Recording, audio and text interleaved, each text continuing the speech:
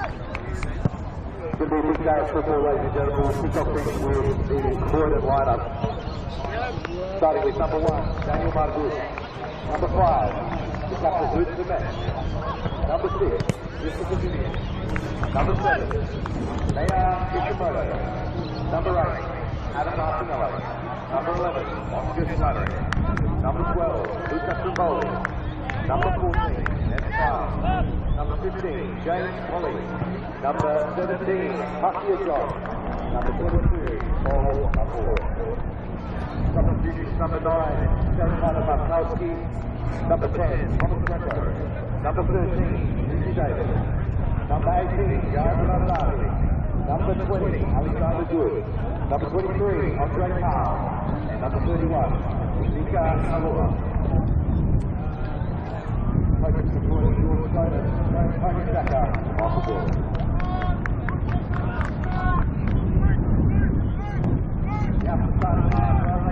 Starting at number 1, John Hall. Number 5, Noel Smith. Number 7, Daniel Vanessa. Number 8, Jared Abbott. Number 9, Matthew Gorba. Number 10, the captain, Nicholas Booker. Number 11, Bruce Kamal. Number 22, Mark Gutierrez. Number 25, Louis Moreira Cancio. Number 46, Amber Weston. And number 18, Paddy Carapia. Substitution number 12, Nick Francisco. Number 14, William Samini. Number 20, Eugene Casano. Number 21, Fergus Smith. Number 26, 3, Number 28, and number 41, George Zacharias. Good coaches, Bas Mahal, Jonathan Negus, Stephen Pedlo, Matthew Pelazari.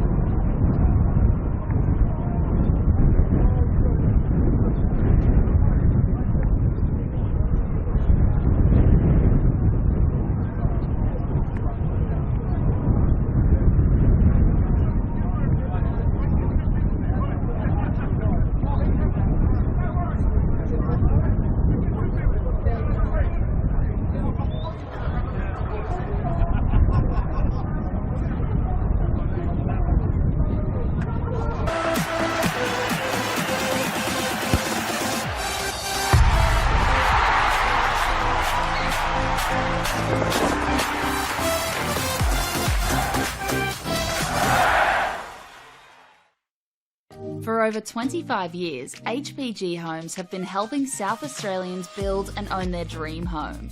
Whether it's a house and land package, custom build or development, our HPG fixed price guarantee ensures no nasty surprises or price changes along the way. We're committed to quality, affordability and creating a way of life for you and your family.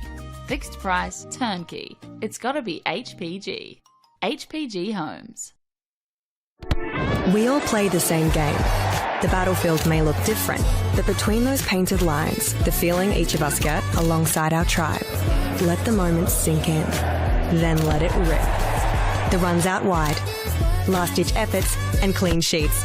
The tap-in or rocket to the top bins. The eruption of the 12th player that sends shivers down your spine. It's in the way we celebrate, because football is everyone's game. Play football.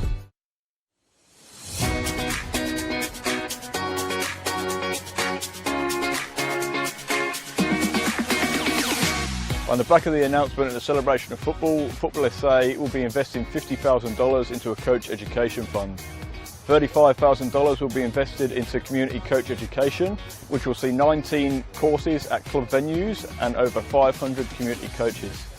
Working closely with clubs to develop and upskill coaches will strengthen the grassroots community, which will obviously benefit the football community as a whole.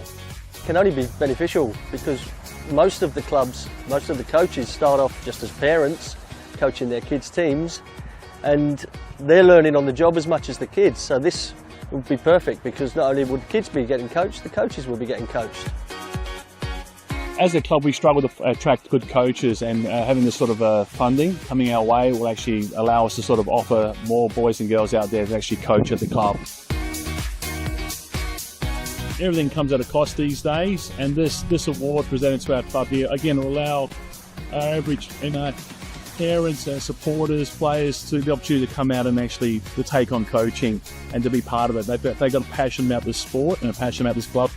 They'll be able to come here now, get trained up and actually take on the team and just move forward with us here. The remaining $15,000 will be invested into a joint initiative with NPLSA, Adelaide United and PSV, where selected coaches and technical directors from South Australia will be given the professional development opportunity to go to PSV in October 2025.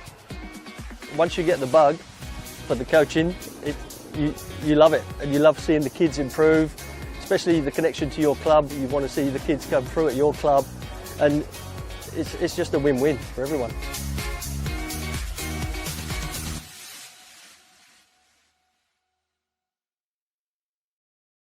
Whether it's a house and land package, custom build or development, our HPG fixed price guarantee ensures no nasty surprises or price changes along the way. Fixed price turnkey. It's gotta be HPG.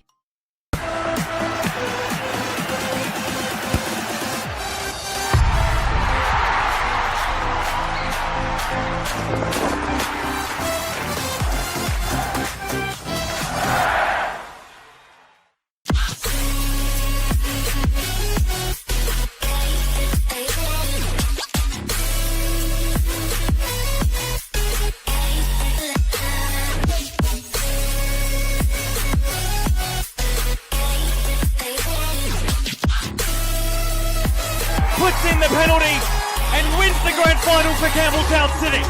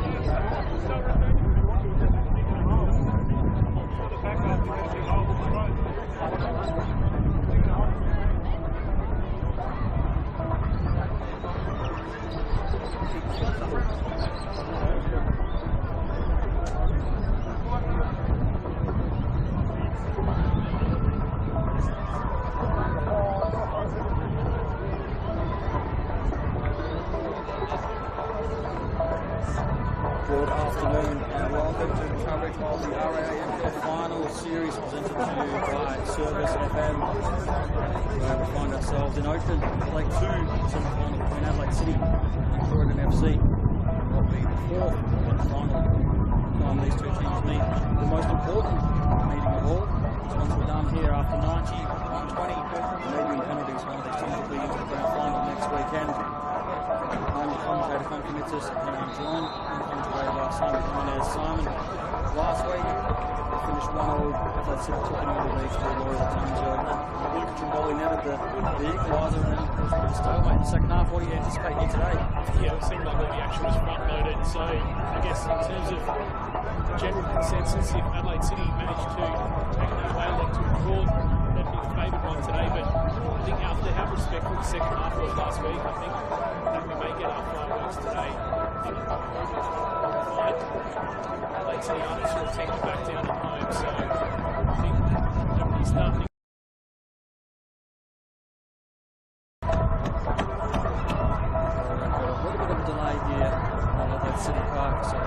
Gives us time to go through the lineups quite thoroughly. We'll start with the home team, Adelaide City, in goal number 1, John Hall, 5, Noah Smith, 7, Daniel Brazan, 8, Garrett Attitude, 9, number 10, the captain, Nicholas Bucco, number 11, Bruce Kamal, 22, Juan Gutierrez, 25, Louis Flores Tanzio, 46, Oliver Weston, number 80, Paddy Karachia.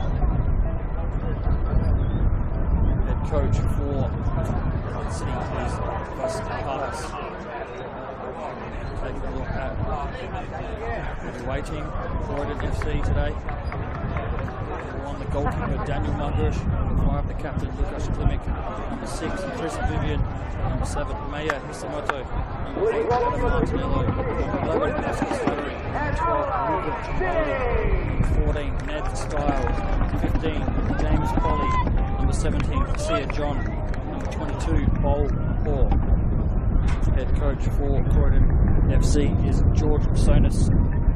As both teams make their way out onto the park, led out by the referees Christian Badicchio, Ellie Seaton, Thomas Temby, fourth official Curtis Wordsworth.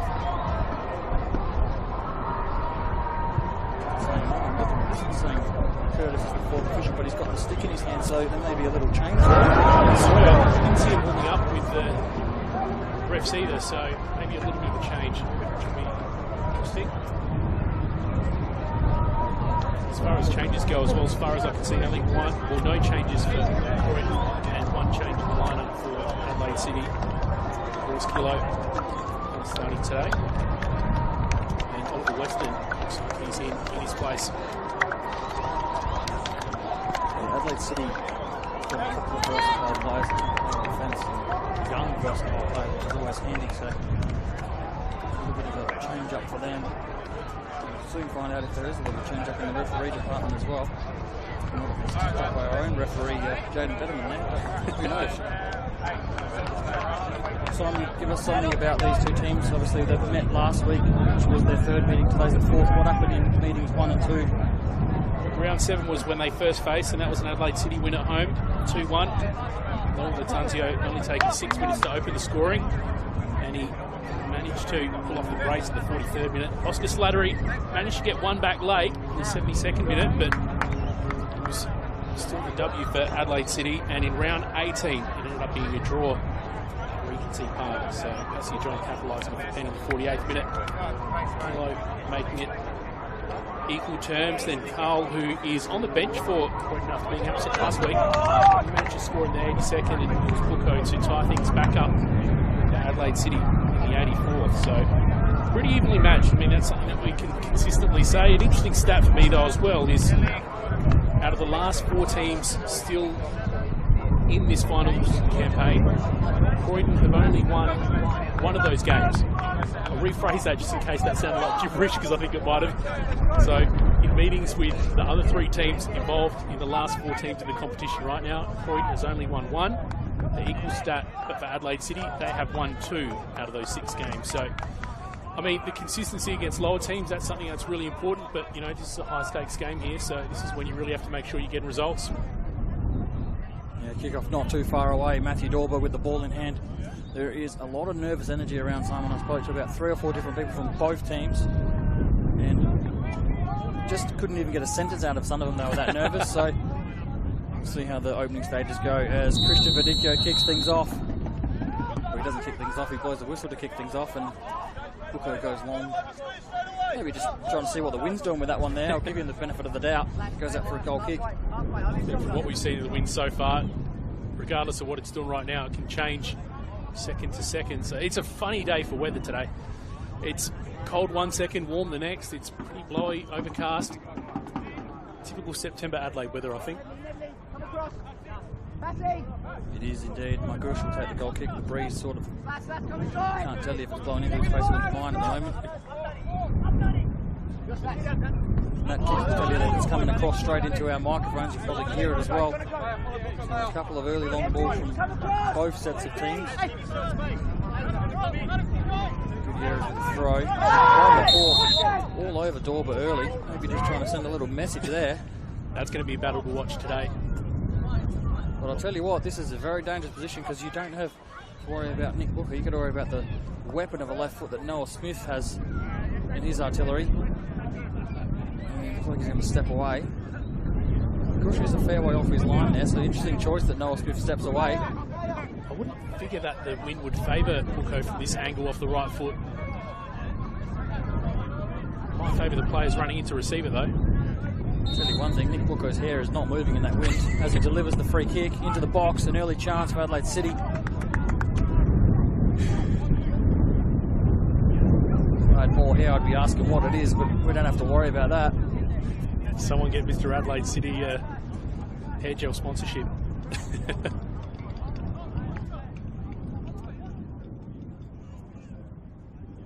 Laurie Latangio takes the throw. Goes to Weston. Put out by Klimek, and that's going to be a corner, so this will be another difficult delivery that will have to be dealt with by Croydon in the early stages. Only a couple of minutes in and they're doing all the early attacking, Simon. It's going to be that man to head over and take this one again. And if you know Nick Bucko, he would probably fancy his chances to put this one in the back of the net with the breeze blowing around.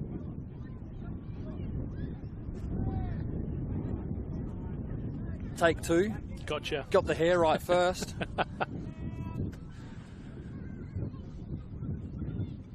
He does whip it in. It does go right to the back post.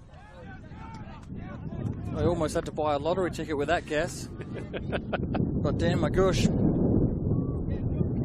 gets a hand away. Margush has had a very good season. He'd probably be you'd have to say he'd be the #1 contender for goalkeeper of the season at the moment. Handy to have that kind of player in your team. John Hall may have something to say about that down the other end. He is last time he played in the NPL, he was the goalkeeper of the year a couple of seasons ago before he went off to Melbourne. Gutierrez wins the header. Again, Dorber and Bowl McCaw come into a little tango together.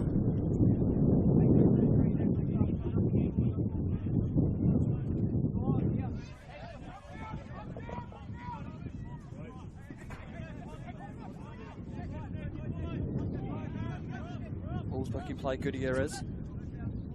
Brazan, Gutierrez looks for the 1-2. Referee, the linesman says it come off of the Croydon player Slattery. It's going to be another corner.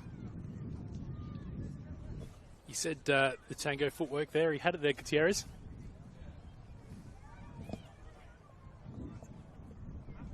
Yeah, he did. Now it's Noah Smith's turn to deliver this one with his left foot. If I'm a betting man, it's probably going to be a similar delivery what Bucko put in. This time it's near post, it's in. Oh, what a great save by Margush again. It was Gutierrez going with the head that time. Nearly beating Margush at the near post. But again, early stages, Adelaide City doing all the attacking. Well, that was a scrappy one, and Margush wasn't impressed with how his team dealt with it. How will they deal with the third corner already? Noah Smith to deliver again. Swings it to the back post this time. Yared Abichu's there. Bucko's there. Bucko brings it down to ground. Deflected. Oh, and Adelaide City with, you could say, the third chance if you include that Bucko corner. It's going to be another corner. It's cleared. Not quite off the line, but it was a deflected clearance. Adelaide City. It's their third corner. fourth corner. Smith delivers. Abichu at the back post seemed to have collected one of the Croydon players, stayed down, looks in a bit of pain. Abichu is out of position as well. It might open up here for Croydon. Hisamoto, Pasir John. Abichu still well out of position. Pasir John gets into the box now. Can he get a shot away? He does. It's clipped in. Oh! Hisamoto with the glancing header. John Hall had gone to his right. Hisamoto snuck in and tried to nod it back past him. I think you may get a bit of a better view of that one at home, but I'm curious to watch the replay of that one. From this angle, it looked like it was goalward. A nice quick break from Hisamoto, finding Pasir John on his right. Just held the ball long enough. Hisamoto gets airborne, and John Hall somehow finds his body in front of it. Smith will take the goal kick. Smith goes long. Bit of an indication there that maybe John Hall's groin is still not 100%, not taking the goal kick. I'll tell you what, that sharp movement he just had to do seconds ago probably wouldn't have helped either. Hisamoto tries to bring it down. Kamau finds Buko, back to Kamau. Brazan. Ball's loose. Martinello tried to put his foot through it. Ended up with Klimek. Now it's Adelaide City again through Weston. Karachia, Smith. Here is Yared Abichu. Looks to have recovered from that knock he copped earlier on. Goes long. Looks for Laurie Latanzio, and that breeze still playing havoc out there, Simon. You mentioned John Hall just looking a little bit awkward as he made that save, and maybe just acknowledging maybe a little bit of groin soreness, and I'm just watching him. He does look in a little bit of discomfort there. Everything about that little scrap looked awkward, to be honest. The way Hisamoto went airborne and the way that John Hall was forced into action to stop it.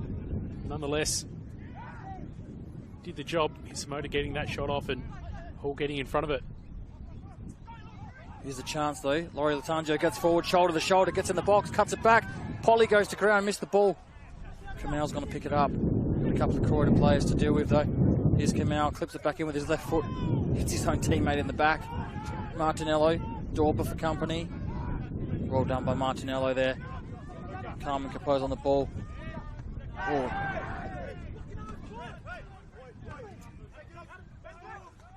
Dorber flicks it on. Kamau. Here's Buko. Might have a go from here, Buko. Decides to just flick it out to Weston.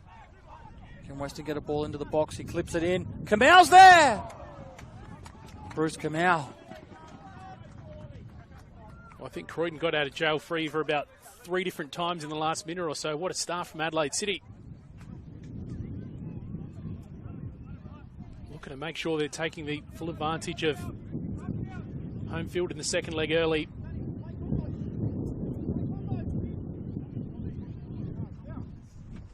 So Adelaide City doing all the attacking. Croydon happy just to play on that counter-attack like we saw earlier. Haven't really been able to get into the game yet, have they, Croydon? Apart from that one opportunity, it's been all Adelaide City in the opening 8.5 minutes. I haven't seen a lot of Croydon this year, but from the games that I have seen, they like to do a lot of the damage late. So, you know, although it has all been traffic going from left to right in the initial stages, you can't take Croydon lightly. As we saw from that break where Pasir John just carried the ball up and he had Hisamoto on the middle, and it was John Hall that was forced to do the shot stopping. A lot of games to be played, and I think we could expect a bit of a seesaw this afternoon. Gutierrez takes a throw, looks for Kamau. Martinello wins a header. So a little bit of scrappiness at the moment. Both teams just trying to bring this one back down. In the end, it nearly comes down, and after all that, no one could get a foot on it. It goes out for another Adelaide City throw. I think if the game continues to be scrappy, I'm really going to favour Adelaide City. They seem to be the best team around when it comes to that style of play.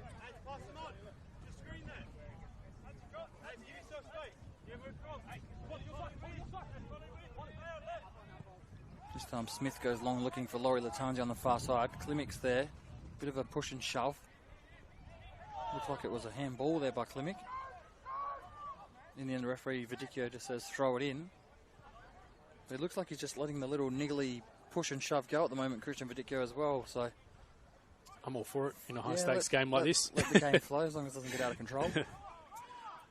Here is Lola Tanzio again. That's a Martinello sticking the foot out to stop him. Adelaide City back in possession. Looking to control the ball. Noah Smith assesses his options. In the end, just plays to Yared Abichu here. He's got Gutierrez, he's got a bit of space. Polly shuts him down. Does well, Polly. Forces him all the way back. In the end, forces Yared Abichu just to go long. Kamal was in an offside position, couldn't contend for the first ball. Again, Abichu up high. Referee plays it on to the disgust of the Croydon supporters down below us. There's the former Croydon player, Karachia. Yeah, that was well calculated by Abichu. He knew exactly what he was doing there. You could see his intentions from this angle.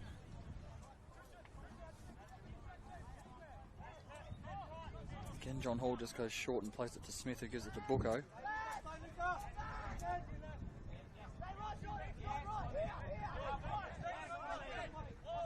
Just trying to draw Croydon out a little bit further so they could get him behind here.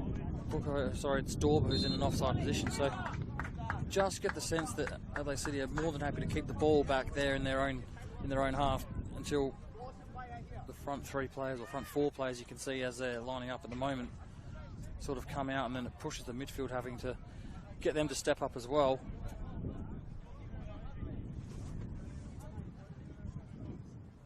A game of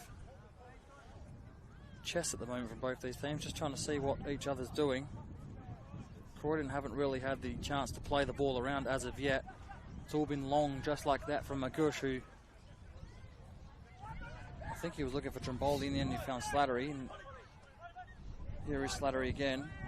Gutierrez gives him a bit of a shove at the back. Slattery gets the ball to the back post. Pasir John's at the back post. Pasir John forces John Hall into a great save.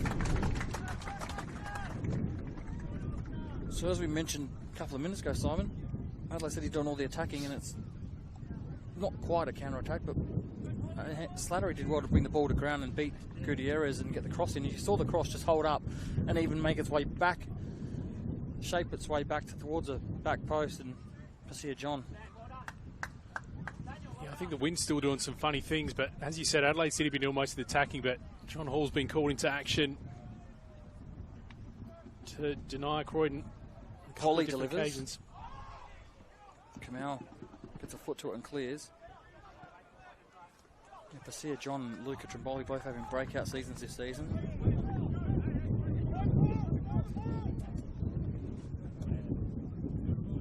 Another stat that's interesting for me is the first year with both these coaches in charge of their respective teams, and both put together pretty impressive seasons and duking it out in semi-finals. So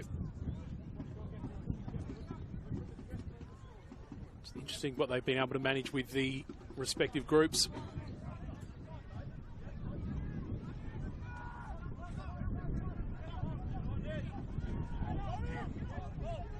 Olmapore looks long. Don't think that was quite the right option in these conditions to play the ball like that. I was looking for Polly. I don't think Polly, if he was in the second row of the grandstand, may have got it, but oh, looks like there's a bit of a momentum shift happening at the moment. I'm not sure if it's Adelaide City just deciding to just try to dictate a bit of a slower pace of play, or maybe just Croydon trying to influence things and make it happen on their terms a little bit. It definitely seems to be a little bit more of a faster pace from Adelaide City compared to last week as well. Again, another long ball. Slattery can't bring that one down either. Ned Stiles, who played the ball. From what I've seen from Adelaide City this year, they tend to be a little bit unpredictable. There's times where they do go a little bit slower, times where they go faster, times where they really ramp up the intensity and can do damage. But the pattern seems to be in transition, they can really punish. Similar to that, I guess. Here's Laurie Latanzio. Beats Klimek to it. They allow him to turn and now face the goals. Martinello has to make a challenge and does well. Bucco keeps possession. It's the second time that I've counted that Laurie Latanzio has been hard done by with respect to the bounce. It's a decent ball there by Brazan. Dorber brings it down. He's onside. Tries to clip it in. Did it take a deflection? No, it didn't. Just a wayward cross by Matt Dorber there. Magush will take another goal kick. I think it's about the 4th or 5th goal kick he's had to take already.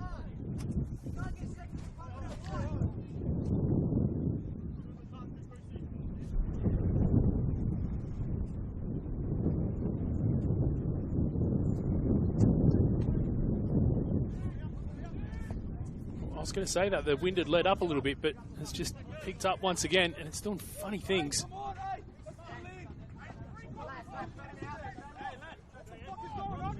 Yeah, it's definitely not doing any favours for Magush. He hasn't figured it out yet that it's pushing this way. It's his 3rd goal kick that's gone straight out for a throw-in. Again, Adelaide City just happy to keep their foot on the ball here.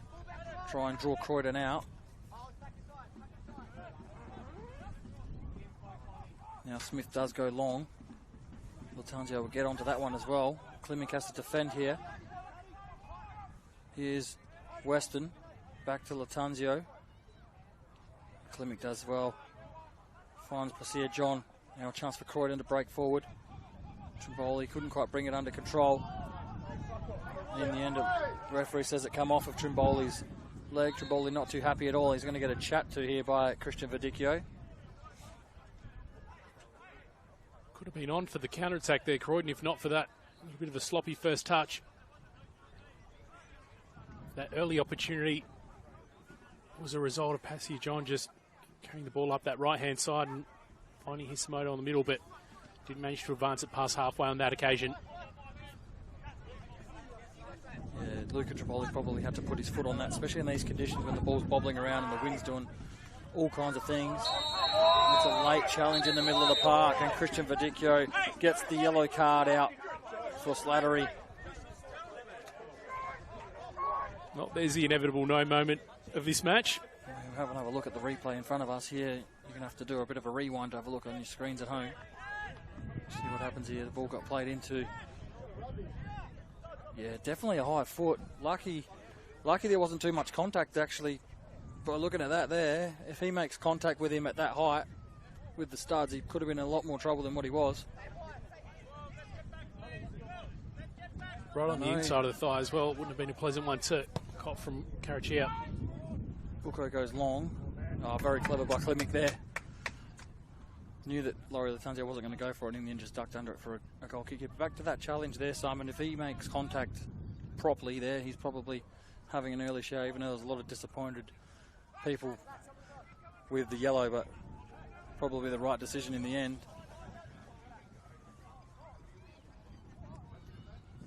Well, Christian Verdicchio was quick to try to stamp out any nonsense. Magush goes the other side. Again, that wind just stops for a split second. Adelaide City forward again. Laurie Latanzio. I think he knew he wasn't going to get to the ball and he stopped. Again, just through the middle of the park, just a few little cracks opening up for Adelaide City to make their way forward. I think, as I said before, Laurie Latanzio has been a little bit unlucky with the way the wind's blown and how those long balls have come in. Yet they're still persisting with it. Not sure whether it's a great idea or not so much, because Laurie Latanzio is still finding himself in space, but just that final little contest, usually with Klimek, hasn't been able to find himself in the right side of it, I guess.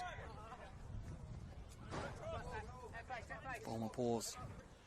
Comes off his shin there, goes out way too quickly for Slattery to try and get a control of that, but Adelaide City back in possession.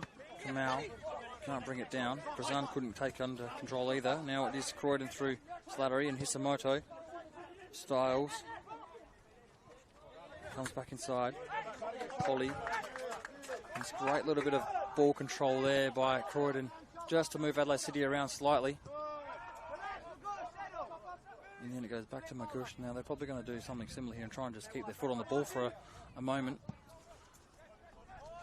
And as I say that, Magush goes long and they lose possession of the ball.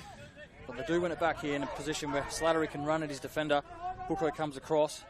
Slattery's now got 3. He's got Styles for help. Gets it into the box. Here's Hisamoto. Tries to clip it in with his left. Goes out for a Croydon throw. So again, Croydon just trying to stretch him on this left-hand side. All their plays come down this left-hand side at the moment, and when they can get it to Pasir John, they wanted to get to him in that one-on-one situation where he's very dangerous. Polly will take the throw. Looks for Trimboli. Trimboli flicks it on. There is Pasir John, still in possession. Now Klimek has to go back because he's got 2 Adelaide City players coming towards him. Vivian goes long. And Juan Gutierrez will just see that one out for a goal kick. John Hall will just slowly now walk over. Just to reinforce that point you made as well, I think Pasir John and even Hisamoto in the middle as well, I think they're going to be so crucial in this game if conditions continue to be a little bit challenging like that. And I think as well, just before you put the commentator's curse on Markush, he decided to clear it long. It did look like Croydon were going to sort of change the tempo and try to play it along the ground, but they didn't in that instance. But maybe we will see a little bit more of that if they change up the way they played out from the back. Well, we almost saw a mistake there. Buko had to slide in and get it to Yared Abichu. In the end, Yared Abichu, I should say, was having to clear. They get a throw in now. Gutierrez will take this throw in. Probably look long. Goes into the middle of the park. Takes the risk. Weston.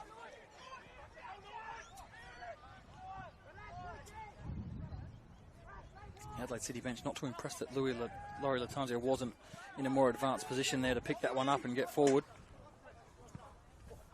Magush again looks to this side. Brazan does well. Kamal keeps it in. Dorba brings it down. Buko. Karachia. Weston now overlapping. Can he get another ball into the box? He does. He clips it to the back post. Dorba's there. It's Kamal. They got in each other's way. A great chance for Adelaide City. Not one, but 2 options at the back post. And in the end, it was both of them and Margush on the ground. Another great opportunity for Adelaide City, and they're starting to add up.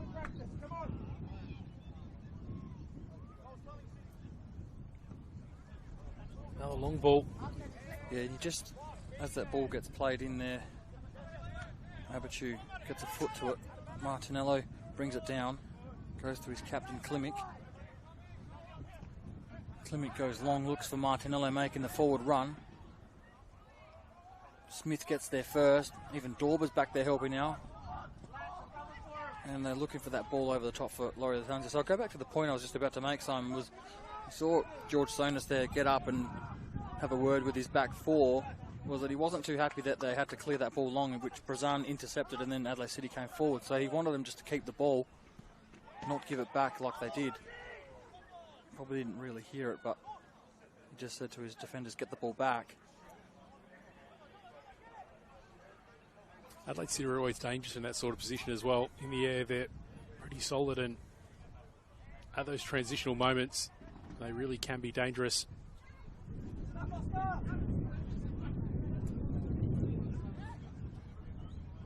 Vivian can't clear. Dorba gets it back. Not too sure what he was trying to do there, because if he's not in the box, not many others would be in that situation, and ends up going out for a goal kick. I do get the feeling with the wind that at various times they're just sort of sending it long and seeing what happens, which I don't think that's going to be key to finding the back of the net today, but it'd be interesting to see if and how they adjust to it. Been interesting to watch Oliver Weston with a couple of involvements on the overlap, because he's the change that's been made for Adelaide City with his start into the 11 today. That's a head injury that probably should be stopped there. When that was, I'll tell you what, Slattery's on a yellow card. He's got to be very careful there. He led with the arm on Yared Abichu. Yared Abichu stays down. Catch that myself, but the replay's just about to catch up to us. He was nowhere near the ball. Yeah, stray shoulder. Probably fortunate that there was no actual, there was no elbow raised, but the point I was trying to make was if there was, he probably would have been a bit of strife.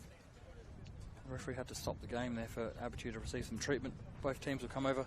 Probably one of the most difficult games for these two teams to play, because it's quite warm, but you've also got a breeze, so the fluids will be important, and they probably haven't played in these conditions all year, because it's either been raining or really good conditions. This is like in between both. Yeah, we're having the conversation before kickoff, actually, just how I can't recall a time it's been this warm so far this season. Maybe the opening rounds, but it feels like the warmest and certainly the most muggy that we've had since perhaps the early couple of rounds. So, yeah, both teams being forced to adjust. You mentioned as well, George Sonas gave the instructions before, maybe for Croydon to play it out shorter and take options along the ground, and they've had a chance to just get together both sides now, so maybe there will be some adjustments coming in a moment. So Abitur has received treatment and is back to his feet. We'll have to wait to come back on.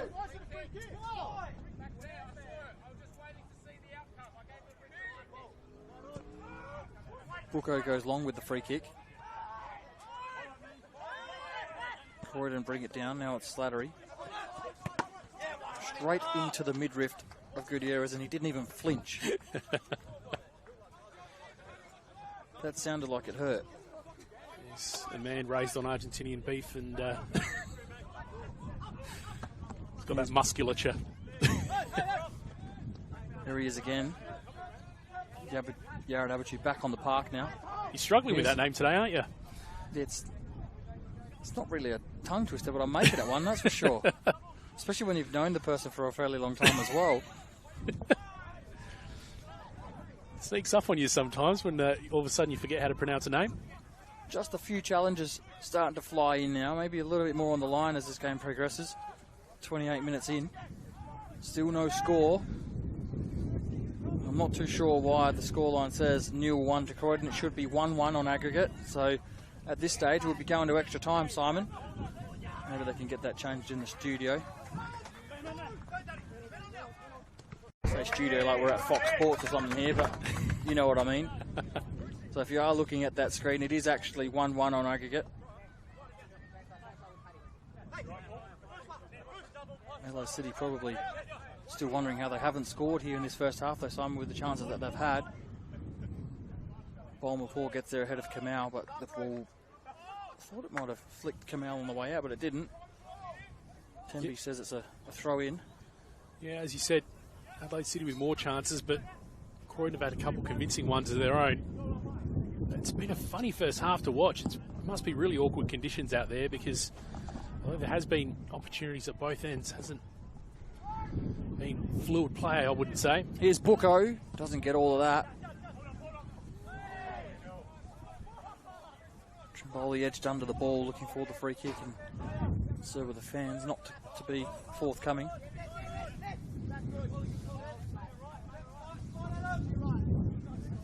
Noah Smith now on the ball.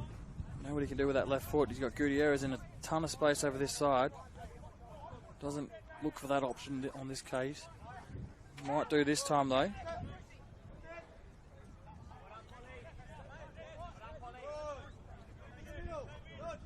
Brazan will pick it up now. He looks forward. Nothing he likes forward. Comes back. Now it ends up with Smith again. This time looks for that ball. Polly cuts it out, but only as far as Bucco. Bucco. Again, Polly will get there. Kamau and Slattery come together, and it'll be a free kick for Croydon. So Noah Smith, we know what he can do with that left foot. Didn't quite pull it off on that occasion, then it sort of just fell apart from there. Now Croydon with a chance to put their foot on the ball. McGush is pressured by Brazan. See, John wins the header, and he'll look to chase down his own ball here. Smith will clear long. Vivian. Oh, dangerous by Vivian. He kept it in. Now here's Dorber. Gets into the box. He's got Brazan. He's also got Kamau. Cuts it back for Brazan. Great tackle by Polly. Had to be. If he didn't get any of the ball there, the referee would have been pointing straight to the spot. And just a few frustrated Adelaide City players at the moment. Exactly what this message is going to be. Not happy at all that Vivian kept that ball in. They just had to put it out over the fence. So a let off there for Croydon, Simon. Yeah, but at the same time, a bit of a masterstroke from Polly to pull off that tackle at a crucial time. Just going back to that ball from Noah Smith that eventually tried to find Gutierrez on the right-hand side. That was interesting to watch because Gutierrez was there in space and was calling it for a long bit of time, and it seemed like Smith did even spot him, but maybe was hesitant to kick into the breeze again. So interesting to see them adjusting, but meanwhile, what's happened here? There was a late tackle there by Karachia. Left one in on Styles. Probably fortunate that he didn't get shown a yellow card there because it was after the ball had been played by Styles. It wasn't overly dangerous. It was more just a swipe at the ball.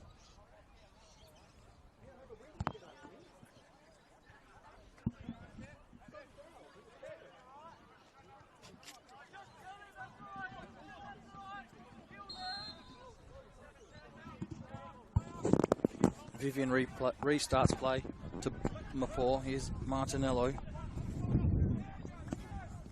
Ball is still bobbling all over the place. Just going back to the challenge, I didn't get a great view of it on the replay, but it just looked like a bit of a stray left foot from Karachia.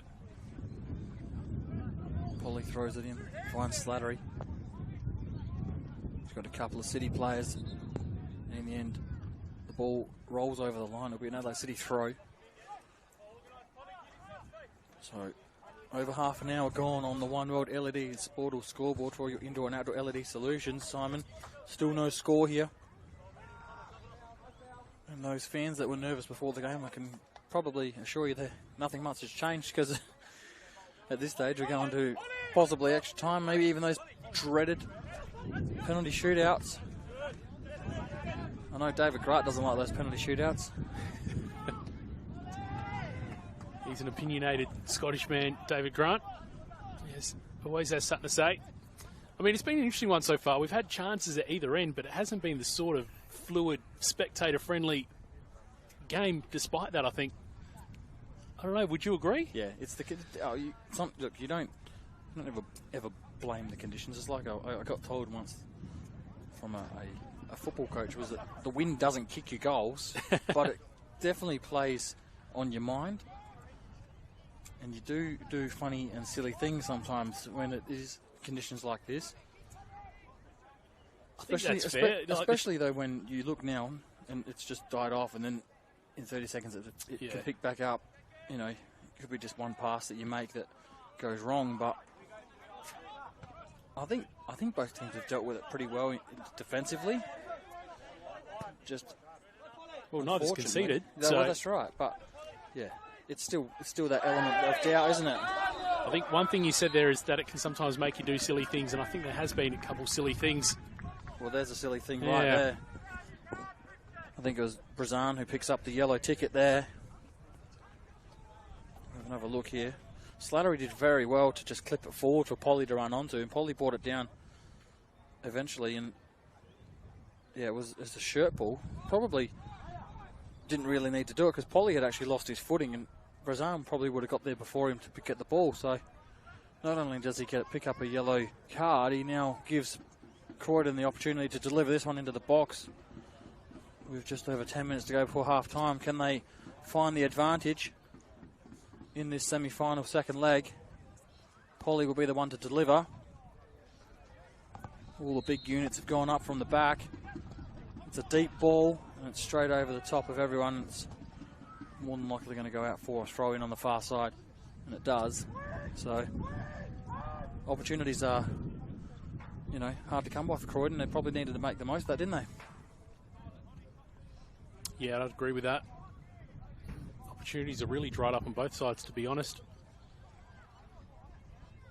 Yeah, even you're 100% right. Adelaide City haven't really done too much quality attacking in the last 5 to 10 minutes.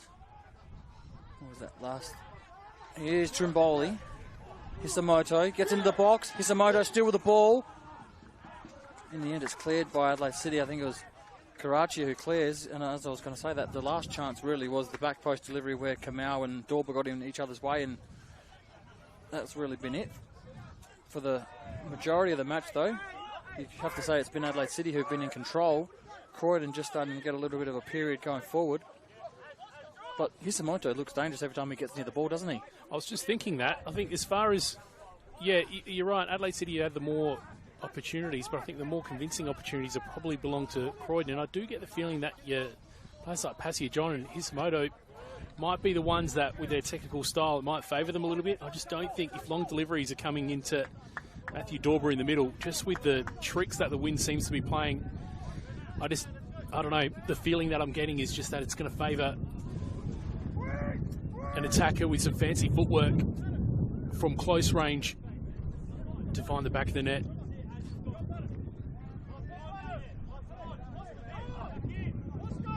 Gutierrez to throw in. Goes long. Styles has to put a foot in.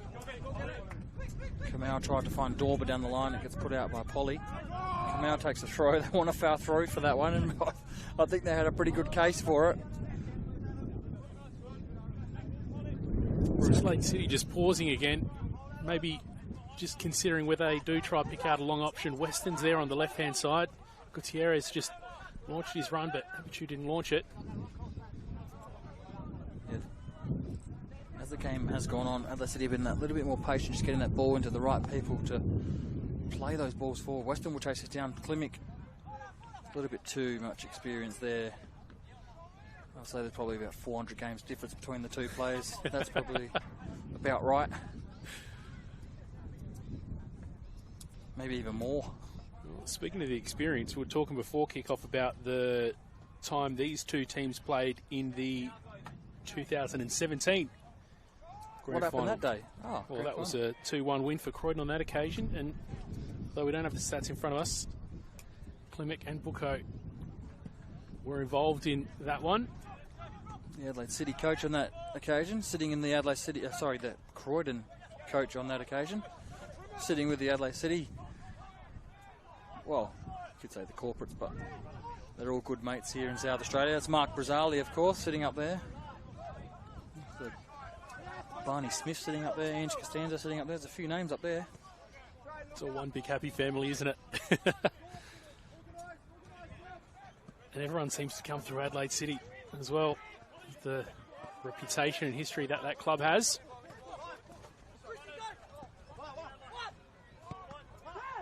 Gutierrez finds Dorber in the middle of the park. Dorber, oh, wayward. Unfortunately, Passia John, goodness me, make the most of that, of what you can. Now Dorber has to chase back and win it back. He gives it to Hall, gives him a hospital ball, you could say. Hall doesn't quite deal with it. Styles finally puts his foot on it. In the end, it's Klimek now. Clips the ball into the box. Gutierrez has to head it away. Polly brings it down. Kamau's there. And does very well. Bruce Kamau there to get in the way of James Polly and make it go out for an Adelaide City throw. Talk about challenging conditions. That little bit of play there had errors from both teams, and I'm just watching Vasparas just calling for Adelaide City just to be a little bit more calm. He's got his trademark little bit of body language there, calling for calm. I think, you've got 6 or 7 minutes before half time. We don't want to concede a silly goal or anything like that.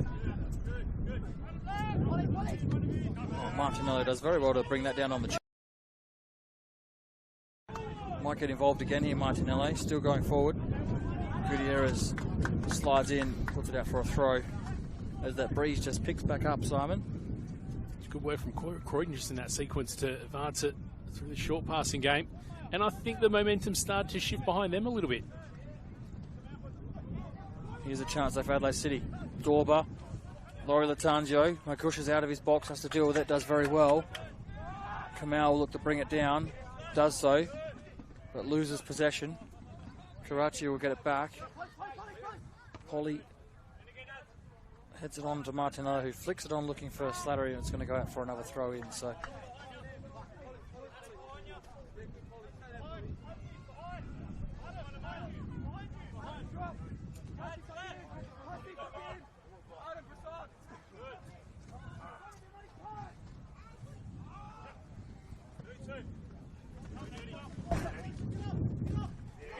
Ned Stiles probably been one of Croydon's best players in this first half. Again, Ned Stiles puts another challenge and wins the ball back. Well, doesn't win it back yet. Paul has to put it out.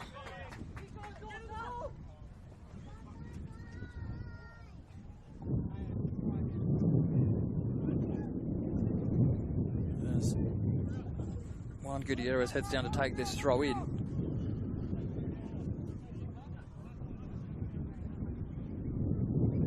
Short to Kamau. Kamau looks to get it into the box, and it's going to go out for a corner kick after rebounding off that corner flag. You can see that corner flag just... It was already getting blown by the wind, and the ball just smacked into it. So it's going to be Noah Smith again, Simon. We've seen what he's done with the first two deliveries. He put one near post where Brazan nearly scored, and the other one was to the back post. This one here.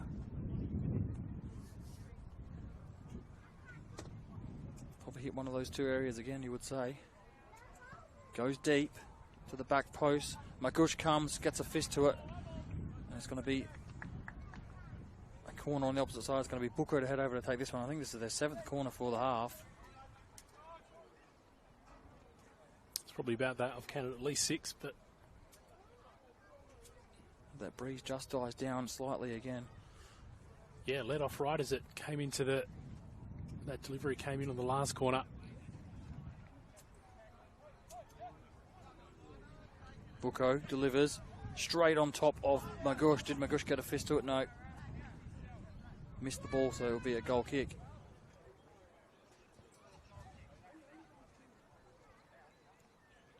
Well, I can tell you, it's not the only game that things are still all locked up, because in the Apex Steel WNPLSA Grand Final, which is happening today at ServiceFM Stadium.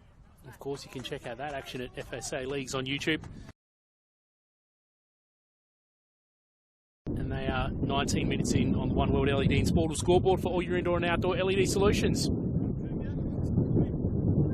Yeah, of course. Chelsea Dorber, sister of Matt Dorber, playing in that game, I believe. Matt Dorber looking to get his team into a grand final next week here for Adelaide City. Ball Polly's just took his eye off that one and it's rolled over his boot, and it gives possession back to Adelaide City in a fairly dangerous position. Kamau took the throw quickly. Caraccia. Gutierrez back to Caraccia. Now Noah Smith with a little bit of space to move in the middle of the park, and he does just that. He drives forward, gets to a position where he almost bloody can have a shot. Laurie Latanzio. Kamau does very well. Slattery, remember he's on that yellow card. Now it's Bucco. Kamau. Bucco made the run forward. Kamau saw him. Kamau tried the little fancy back heel.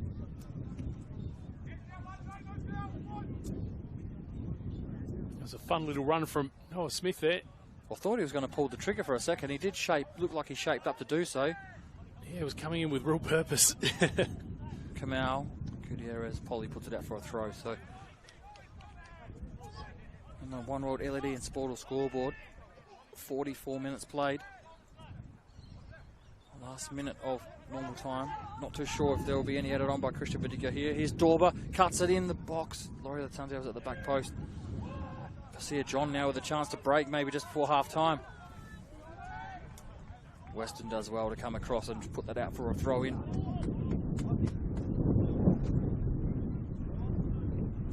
You're not too sure how long there would be, Simon. Hasn't really been. Maybe Yared Abichu when he went down for a couple of minutes, but apart from that, it's been pretty. Karachi got a little bit of attention quickly, but not a huge amount. Yeah, I suspect maybe a few minutes.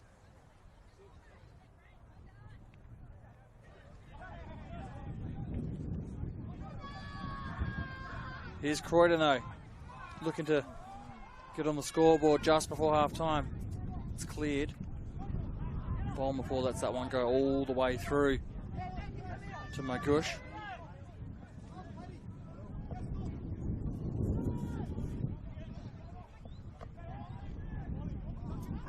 Latanzio gives possession away. He was looking for Bucco.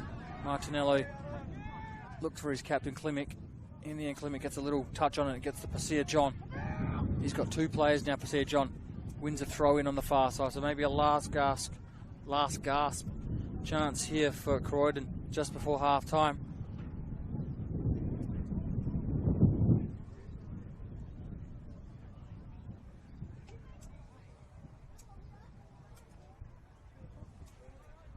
Klimek with a long throw, looks for Trimboli. Martinello first time volley, and has legitimately put that one into the car park. Simon?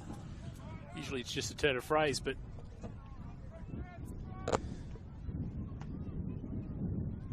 luckily I parked my car on the road. Always safe. Maybe he just wanted to get the camera on that big sign that says how many national titles have been won. And how many is that, mate? 19. Did you do your research, or you can see the sign, or what? It's on the page below me, but I had that one in my memory bank.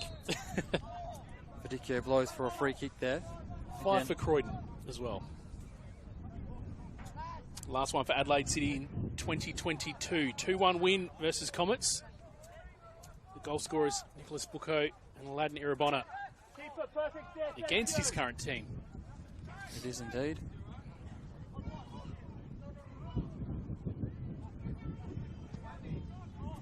Makuch goes long, holds up in the breeze. Noah Smith wins the header. No one really challenged him for it. Styles and Fedicchio run into each other in the middle of the park, and Christian Fedicchio says that'll be enough for the first half. So just the 2 minutes played additionally. It's all locked up, Simon. Both of these teams. I'm going to be honest, it wasn't the fight of a first half that I kind of expected it to be. Maybe that means that it's just going to keep getting more tense, and we're going to see things really, just hit the next level in the second half. But I mean, we've said it all first half. The challenges, the conditions rather, have been pretty challenging. There's been opportunities at either end. I mean, early on, I think we could both agree that Adelaide City have had the more chances. But I think things really evened out, especially a little bit later on in the half. Still well and truly anyone's game. It most certainly is still anyone's game, and at this stage, Simon, like I've said it a couple of times in the broadcast, if it stays like this, it'll be extra time, possibly even penalties, so don't go anywhere. Second half back soon.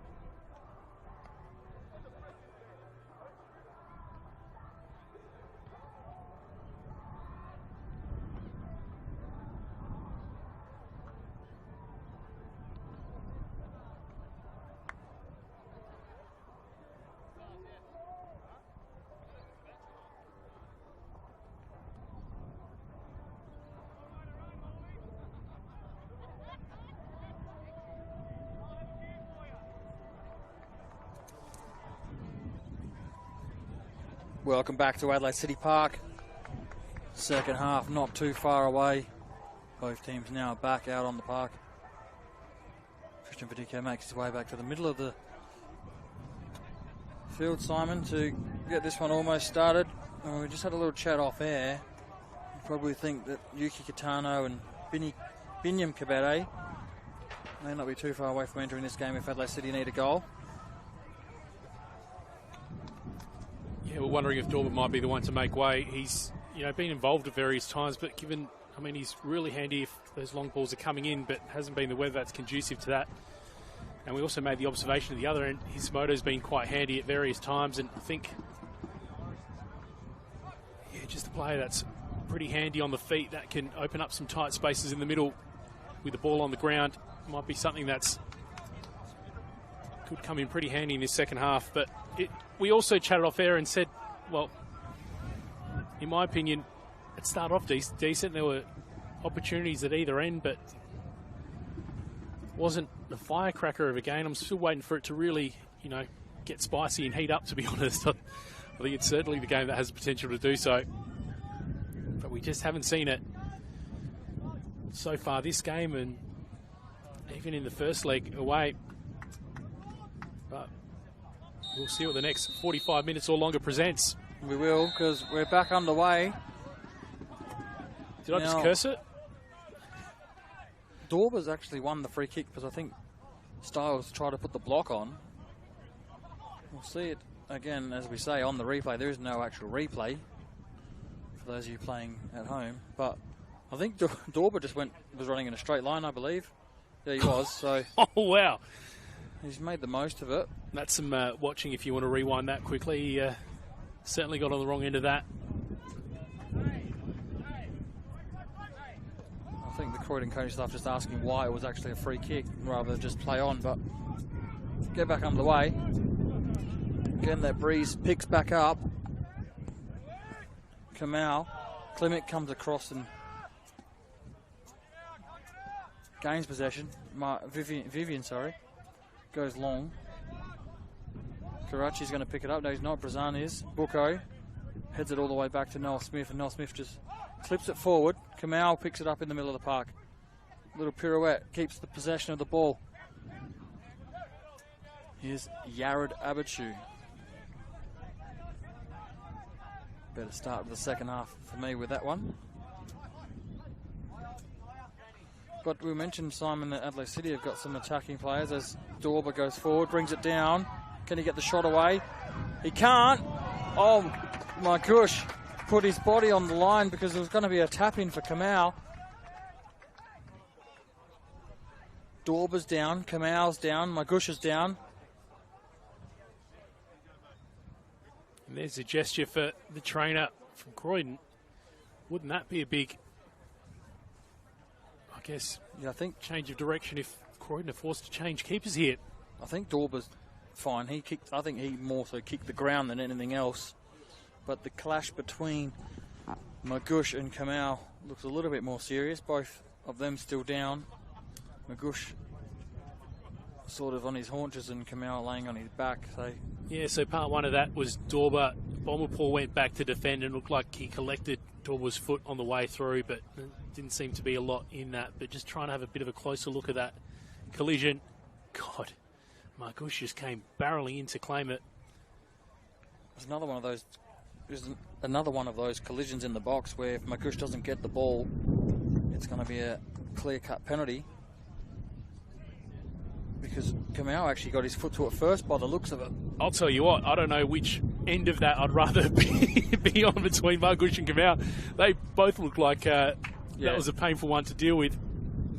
Yeah, if you look at that closely enough, Kamau's leg is not too far away from buckling underneath the weight of Magush's body coming across it either. So for him to get back up and walk away is a godsend for Adelaide City, because he's had his troubles. He's just trying to run around that corner flag now, and he's still in a lot of pain, Bruce Kamau. So we may see Yuki Kitano a lot sooner than we think if he cannot. There's the signal right now, and that Adelaide City trainer is saying Bruce Kamau is no good, and it will be Yuki Kitano who will make his way onto the park. He's called back by the bench. And that is not good news for Adelaide City, not only just for this game, but if they were to progress through, if you lose a player like Bruce Kamau for a grand final. He's kind of good in grand finals, Simon. He's actually scored in an A-League grand final when Adelaide United lifted the trophy nearly 10 years ago now. Martinello goes to ground, wins the free kick. I think the part of that collision that looked most awkward for me was just the way Kamau he got hit and he sort of was off balance and kind of bent backwards. It's hard to explain unless you rewind to it and check it out yourself, but you'd hope it's just a bump. I mean, they tend to hurt, but you recover from those. So we hope that that's the case rather than an injury. He's slowly making his way back around to the bench. Kamau.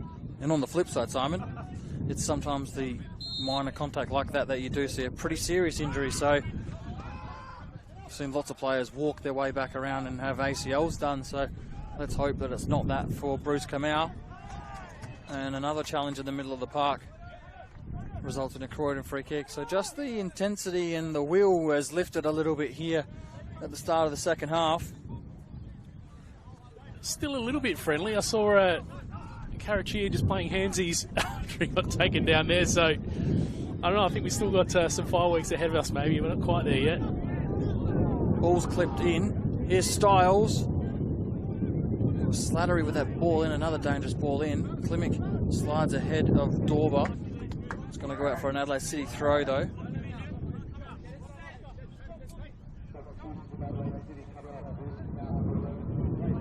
Vaspahas's body language has changed a little bit since that change, I've got to say. He looked calm right up until he got that signal from the opposite side from the trainer that was tending to Bruce Kamau. Got his hand on the hip now and maybe just trying to calculate what to do. Here's Brazan though. Vivian comes across. Brazan does very well, wins a corner for his side. We saw 7 of them in the first half. Here's the first for City in the second. Now this one here with the breeze blowing back towards Bucco may aid him with what he's trying to do.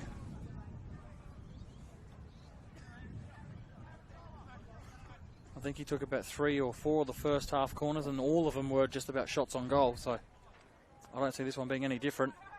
He does clip it right in on the front post. It's cleared by Styles. Catano wins the header. Martinello wins the second header. It's in it, cleared by Polly. Weston gets a foot to it. Bucco's going to have to bring this one down close to the line. Look for the free kick. Nothing forthcoming for Bucco.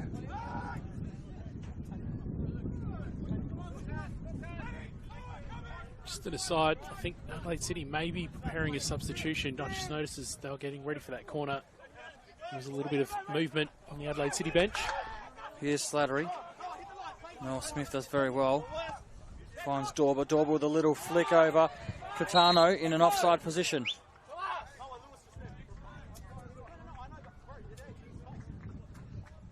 Not too sure if that was planned, but whatever just happened then just escalated a substitution like you were saying. Well, I was actually looking at the Adelaide City bench. Yeah, you were looking at the other bench, but it's gone the other way. So it's Greco who's been called down. Doesn't look like there's an injury out there. Maybe just tactically thinking how they can change this game, Croydon. As Klimek goes long, looks at Pasir John. He wins the header. Isamoto nearly got him behind Juan Gutierrez. John Hall out quickly to claim. That's the quickest I've seen John Hall move all day, so maybe just got a couple of Panadol at half time. And as John Hall most of the time does, finds his target, but Katana couldn't keep it under control. Karachia finds Brazan. Brazan looks up. Not too sure if he was looking for the goal or Catano, but in the end he does find the ladder. Here's Catano. Oliver Weston all the way back to Noah Smith. Adelaide City in a little bit more of an advanced position here, but they do again try to drag Croydon out of position. It's clipped in behind. Laurie Latanja gets goal side of Mulbonpor. Tries to clip it back in and Balmapore does very well. Now it's going to be Pasir John, who sort of blinked a little bit there. Saw Yared Abitu coming the other way. Abitu does very well, keeps the ball. Still Abitu with the ball. One way or the other, and then again finds his pass in Karachia.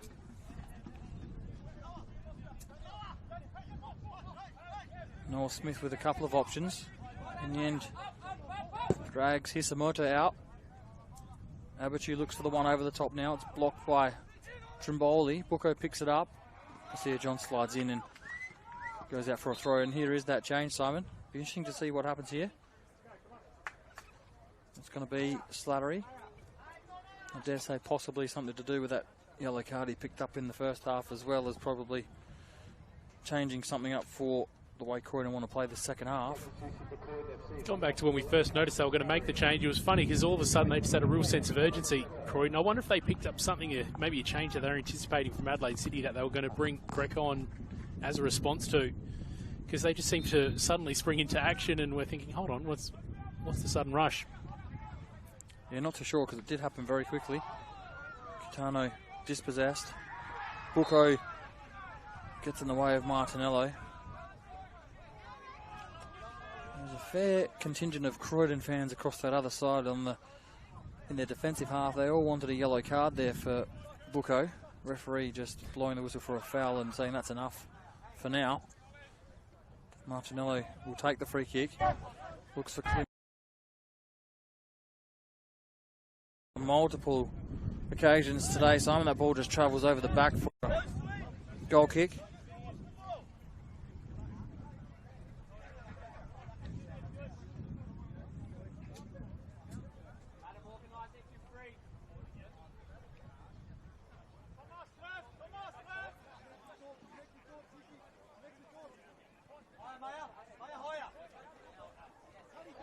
As you can see on the screen, it's all been updated now, so thank you. It is 1-1 on aggregate, 0-0 here with 55 minutes played on the One World LED and Sportal scoreboard.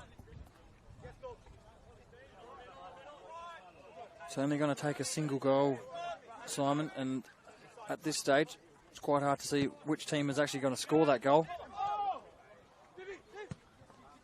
Second half, as Martinello goes straight through the back of Dorber. Buko. As I was saying, it's quite hard to see what's going to happen, but Adelaide City with the only real chance, which end up seeing Kamal come off injured. John Hall. Noel Smith will play it across to Yared Abitu. It just appears to me at the moment, though, that Adelaide City are kind of playing with a bit more of a spring in their step. I mean, they didn't start the half with the same sort of momentum that they started the first half, but there seems to be just a little bit more positivity about them at the moment, and here's a chance. Strong challenge by Lukas Klimek. Laurie Latanzio just showed him way too much of the ball there, and there was way too much experience in the red and white from the captain, leader, legend of the club, Lukas Klimek. And Laurie Latanzio just retaliated, giving the free kick away. But again, you saw that long ball from Noel Smith, which Klimek's quite happy for Laurie Latanzio to have, and he backs himself in the one-on-ones, which he's won out on most occasions today. Dan Magusha, on the other hand, though, still playing that long ball. They win possession, Croydon. Hisamoto pressures Smith almost into a mistake. Klimek, Kitano. Laurie Latanzio looks for Dorber. Balmapore gets there first.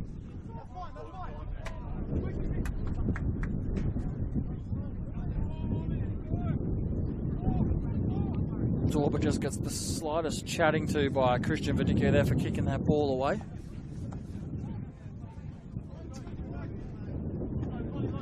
Klimek will take the throw.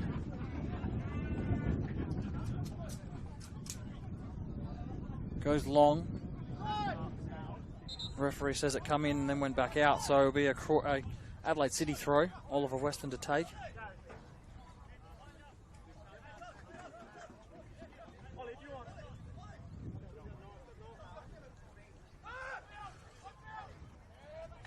Klimek heads out for another Adelaide City throw a bit further up the park.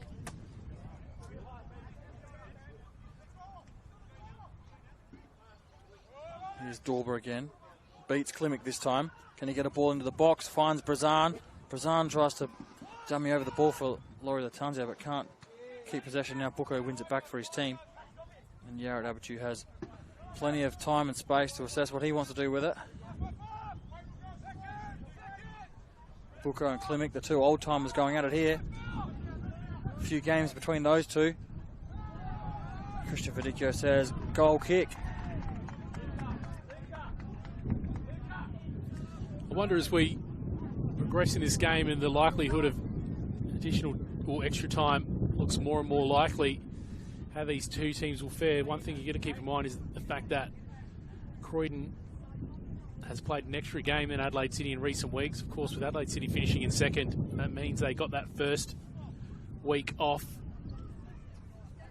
I think when we look at weekly games, and some people talk about fitness and recovery, I kind of wonder how much that plays into it, because I think, you know, with a week off, you maybe lose a little bit of sharpness too at a crucial time of the year. But once we go beyond 90, maybe it will factor in a little bit the fact that... Here's a mistake by Yared Abichu. In turn, Pasir John can't capitalise on that, but talking about fresh legs, that was not the case there. Both players probably feeling the punch, and Yared Abichu sort of gave Pasir John half a chance, but his touch was a bit wayward. Yeah, that did seem timely. Pasir John especially just looked like he was just a little bit heavy in the legs a little bit. And again, the fact that it's a bit of a strange, humid one today, maybe that'll exacerbate it a little bit if one team's feeling just a little bit more fatigued than the other.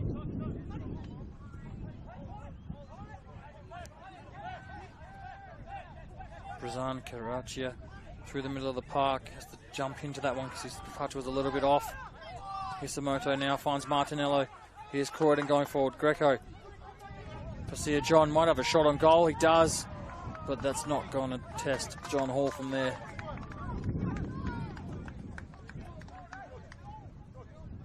Not a bad crack from outside. I mean, in the end, it ended up well over the crossbar, but given the funny things that's happening to the wind, maybe it's a bit of a smart idea to back yourself in. John Hall again plays it short, as they have done most of the day from a goal kick, Adelaide City. Noel Smith now looks forward, has Dorber. Tell you what, if Laurie Latanzio left that, here he is though, he gets another chance, but I think if Laurie Latanzio had have actually got on his bike and gone after that, he may have got there, because it held up in the breeze. Didn't look like the best ball by Dorber, but in the end, Yuki Kitano made something of it, and then Adelaide City gave it away. And again, it will be a long ball over the top. This time, Laurie Latanzio does go after it, but Magush is out off his line pretty quickly to jump all over that one.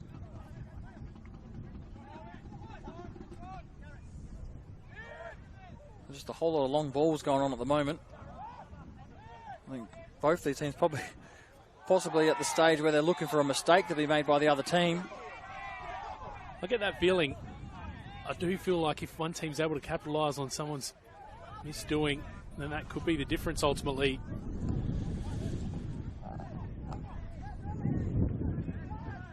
Abichu will take this free kick.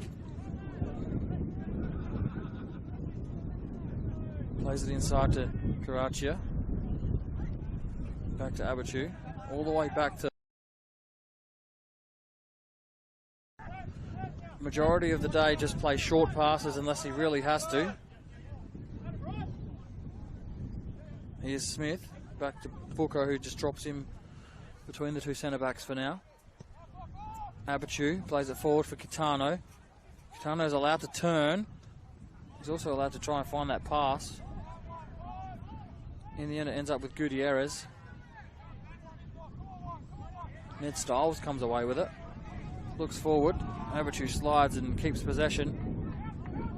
And again, goes all the way back to John Hall, who will repeat the dose and go straight to Noah Smith as they, again, look just to drag Croydon as far up the park as possible to create some space in behind. I'm just not feeling the urgency from either side, given that there's only 30 minutes to go to in regular time and there's a spot in the grand final up for grabs, but maybe this will be the difference here. Gutierrez, ball into the box, back post delivery. Klimek does well. It's very much playing out the way the first leg finished up. It was a very exciting first half, and then the second half sort of both teams just looking to pick each other off and sort of counter-attack on each other. But I honestly just found myself reminding myself that there's a spot in the grand final up for grabs next week, and the winner today will be the team that faces either Metro Stars or Adelaide United Youth at ServiceFM next week. Dorber goes to ground. Referee says play on. Greco comes away with it, but his pass is wayward and it goes out for another City throw. 65 minutes played on the One World LED and Scoreboard. Still 0-0 here. 1-1 on aggregate. And as Simon's mentioned, a spot in the grand final next week up for grabs. That's a clever touch by Karachi. Finds Weston. Looks for the early ball. Isamoto gets a foot in to block that one. And another maybe parallel with last week is that all those opportunities seem to come pretty early on in the first half. And of course, last week, I think it was 14th minute, that the first goal was struck, equalised just a couple of minutes later. And then again, all the action seemed to have been front-loaded this afternoon.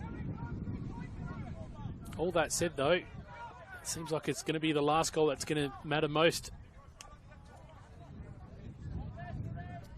Well, if it does stay locked at 0-0 here, we will go to extra time, 15 minutes each way. If there's no goals after that, there will be goals in a penalty shootout. That is a guarantee. I would hate to look like an idiot if there wasn't. It would be pretty unique if there wasn't. So there will be goals at some stage, Simon. Just a matter of when. We were saying at the start that, you know, sometimes it's painful to see a game decided by a penalty shootout. But to be honest, from what I've seen today and the result of last week, I don't think either team's done quite enough to feel truly hard done by, if that is the eventuality.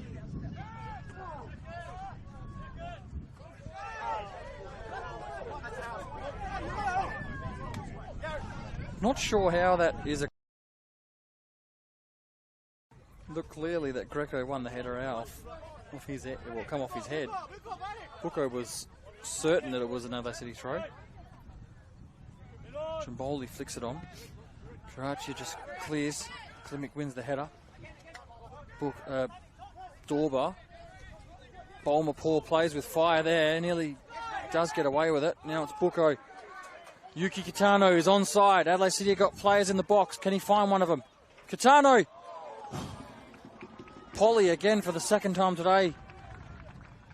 Getting himself in the right position to make a challenge, and that one goes out for a corner. God, you think as far as players that are making a difference this afternoon, you have to put James Polly's name in that column. Denied 2 short goals almost for Adelaide City. Yeah, he's got a pretty good ability of reading the game, Polly, and he had to do so again there. We saw in the first half he made that challenge, which was in the box. Much like that. It's going to be Bucco to deliver again. It is Bucco. Abachu. Garrett Abachu. If it went in, he would have claimed the goal. But it looked like it did come off Bolmapur, so maybe it should have been another corner. Speaking of penalty shootouts, which we were before, obviously we saw during the week, former Croydon player and son of Adelaide City Technical Director Dom Cosenza sent his Marconi Stallions through to the next round of the NPL New South Wales final series. So we might see some more today. Bucco wins that header. Trivoli stays down. Referee hasn't seen it yet, but it is a head injury. He may stop play. Not too sure why he hasn't stopped play here. Clear head injury. All the referees are mic'd up there. They probably should have stopped that a lot sooner than they did.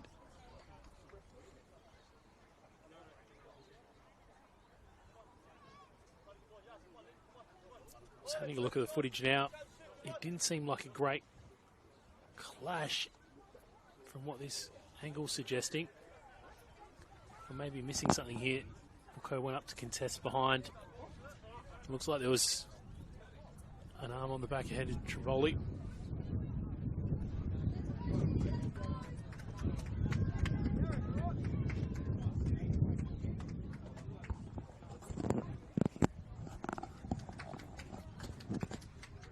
The players just using that little break in play to get a quick drink into the system. So just over 20 minutes remain here in this second leg between Adelaide City and Croydon FC. Play will restart with a drop ball. Croydon will have possession.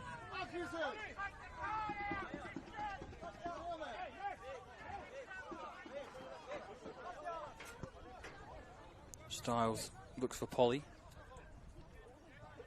Seemed to have struck the hand, but referee says play on. Pasia John now. Gutierrez, Bucco plays it inside for Brazan. Martinello picks it off. Greco, little flick, finds Pasia John. Pasia John gets the ball back though. Everyone wants handball. Referee plays it on again. Caraccio wins it, goes to ground. Martinello might be lucky just to escape the card here, and he does. I think if anything, Croydon probably wanted the ball to be in a dead ball situation there with a free kick, but they're not to be. Referee played it on, they lost possession soon after.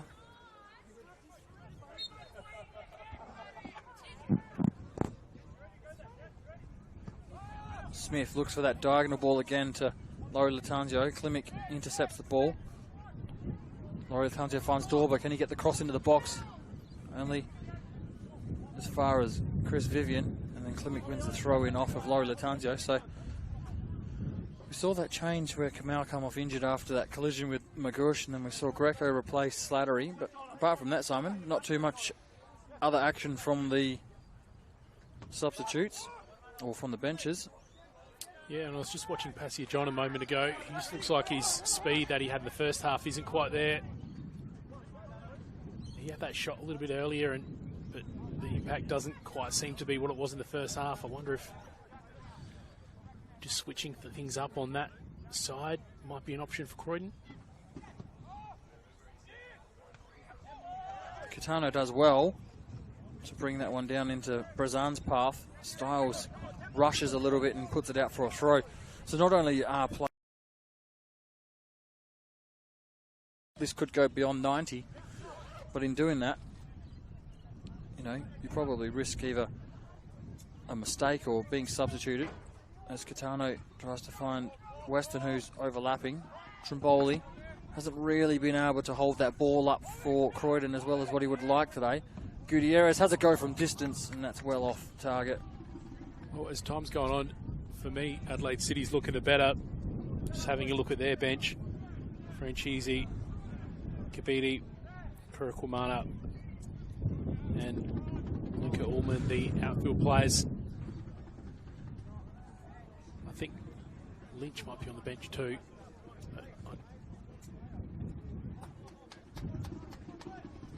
Magush goes long with the goal kick. Smith with the header. Catano flicks it on. Rapport intercepts. Finds Greco. Keeps possession well, does Greco. Tries to get it back, but he doesn't connect with Hisamoto, and then Adelaide City turn it over. So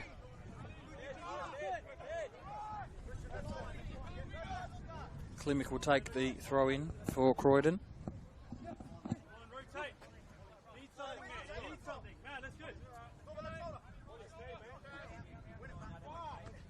Caraccio will win the header from the throw. Styles plays it into the path of Polly, who looks for Pasia John. Pasia John looks for Polly, making that run forward. Can Polly get the ball into the box? He can. It's deep. It's to the back post. But unfortunately, it's not into the path of Martinello or Hisamoto, who were at the back post. It goes out for a goal kick, Simon. So as the clock keeps ticking, just over 17 and a half minutes to go. Just to complete an earlier thought, worth looking at Croydon's bench. Barkowski, Junior David, Jared Brazali, Alexander Good, and Andre Carl ready to be used if need be.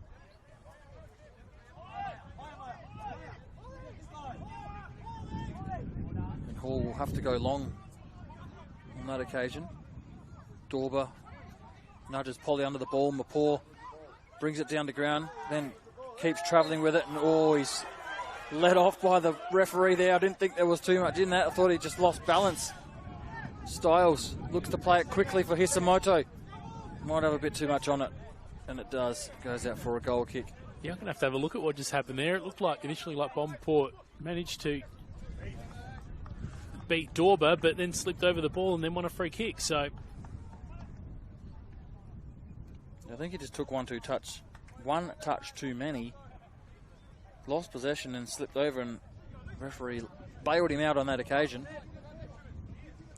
Dorber has started to look a little bit more lively in the last 5 minutes. We said players are starting to die off a little bit, but he sort of has ramped it up a touch. Here's Noah Smith. Nearly gets caught, gets it back. Now he goes through the middle of the park. Pasea John tracks him back and wins the ball. And now Noah Smith brings him to ground. Oh, and here we go. Here's some afters. Bit of spice. Bolmapore, of course, he's in there. He's not going to back off. And now Bucco gets in with a push and shove. We know Christian Vidica loves a card. There might be a few here. Well, this is exactly the sort of spice, as we said, we've been expecting. Better late than never. Vidicio stamping his You thought heard that authority. from over there, didn't you? Yeah. Noah, get out. Oh, you're not getting away with that. Oh, what's going to happen here? I think it's just going to be a yellow each way. So Pasea John picks up one. Noah Smith picks up one. See, John did great to get to that ball. It looked like Noah Smith was the better, but see, John just managed to win that one. Look, I understand Christian Vidicio taking charge of that and giving the card for the initial stuff, but in my opinion, there should be one for Bolmapore and Bucco, who also had a push and shove with each other. They were the retaliators. The profanities Well, from actually, over the just fence. looking back at it, it was Noah Smith that sort of got straight up and straight into the face of Bolmaport. And then it was Bucco that said, no, don't you get a talking to from Noah Smith. So restarts, just one yellow card each way. Pasea John and Noah Smith. 15 minutes to play here in the RAA NPL Final Series. Brought to you by ServiceFM. Still, those scorelines are 0-0 and 1-1. Here's Bolmapore. Bolmapore, deflection! Goodness me. And as that just brought the Croydon fans to life. They thought it went in the back of the net for a second. Can you imagine if that was the potential goal to decide this? Bolmaport taking matters into his own hands.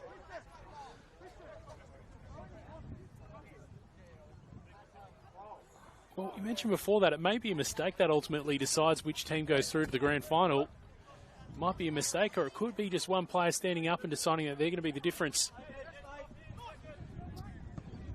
Bucco goes long only as far as Hisamoto, but his interception only goes as far as Laurie Latanjo. Brazan now with the ball. Gutierrez, there's a substitution waiting down below us, and it's Binyam Kabete for Adelaide City, who will be injected in very soon. Maybe not after Trimboli has something to say about this game, and he's brought to a stop by Noah Smith. Trimboli pressures Hall. Now he pressures Abichu. He slides in. Abichu just a little bit too clever for Trimboli. But here's Hall. Trimboli again closes Hall down. Klimek. Dorber. This game has just lifted a notch, Simon. Yeah, it's the intensity we've been waiting for and willing. Here's Klimek. Styles. Can he get the ball into the box? He can. Hall comes and claims. Releases for Brazan. Now Brazan just a little bit rushed there from Brazan. So Croydon picking up the pace here. Pasea John has to be careful. He's on that yellow card. Yuki Kitano. Hisamoto. Oh, that's soft, if I say so myself, Simon. I don't want to be diplomatical, but that was a clear dive by Hisamoto. There wasn't much contact at all there from Kitano. And we're going to see that change now. It's going to be Binyam Kabete. It looks like it's going to be Daniel Brazan, who's going to be coming off. So he's run his race for today.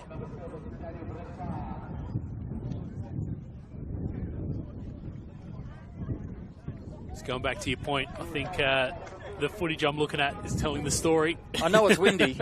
I know it's windy, but there wasn't much in that at all. Yeah, if there was any contact there was minimal, safe to say. But now that things are lifted up a notch here, I've got to say that it looks like Croydon, the team that probably more likely to prevail in the event of a real fight here. Vivian goes long.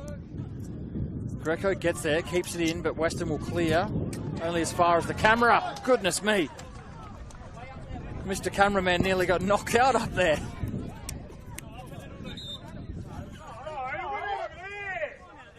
The camera's still moving, so we're safe. Yeah, we're still on air. Or are we? Maybe not. There's pointing happening.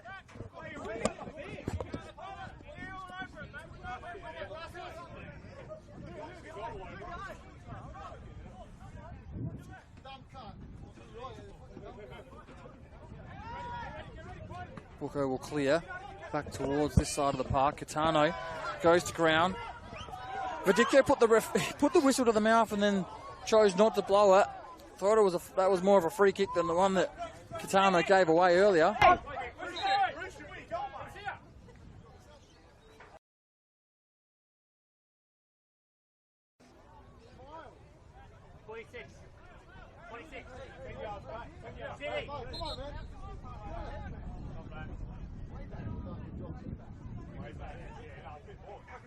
The referee's just getting their meterage right on that one. Western will take the throw. Caraccia, Catano, Dorba. It's over the top. Vivian has to deal with it and does well. Greco, now Pasir John, a little bit of space in the middle of the park for him, but he's got 4 players around him. They're all in black and white stripes. Abachu comes and intercepts.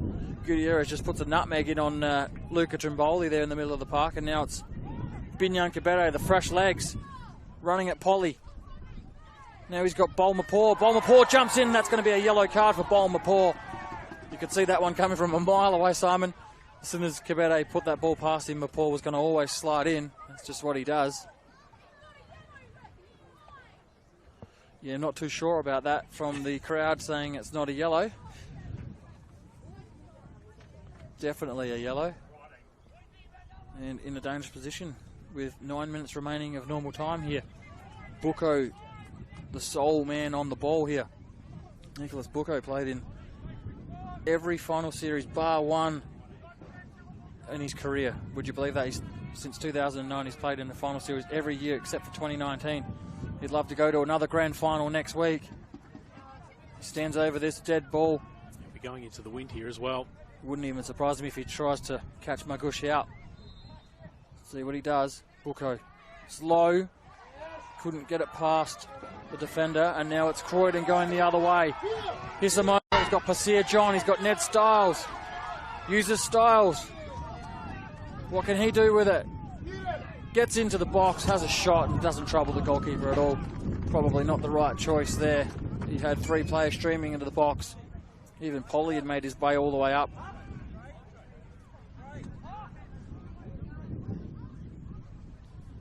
Feel the crowd just bubbling in the lead up to that.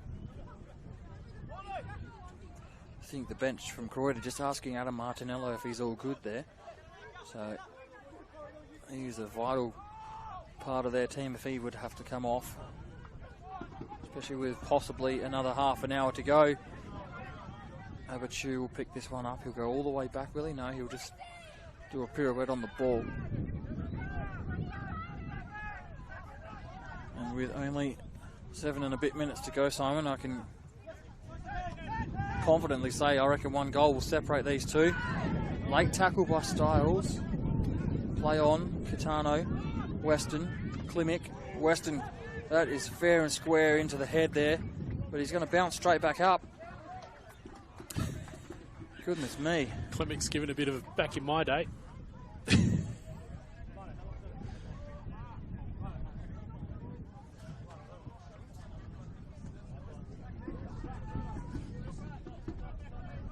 Credit to Western. Took that blow to the face like a champ. Yeah, that was a fair whack. That was not just a little clip from Klimek. That was a full blown clearance into the back of the head of Oliver Weston. Klimek will take the throw in.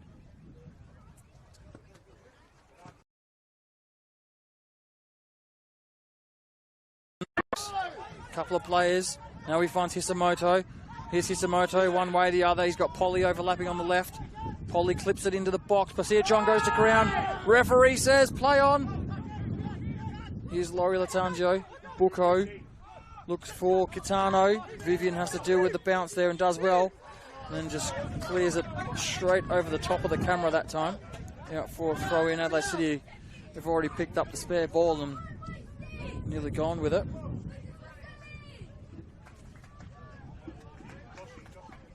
Well, I said earlier, since the game has lifted up a notch, it looks like Croydon, and I think, are the more convincing in the... I guess they haven't had the clear-cut opportunities, but more of the sort of half little moments moving forward. That seems to have belonged to them. Dorber just gives Ned Stiles a shove there, so just cheap possession given away.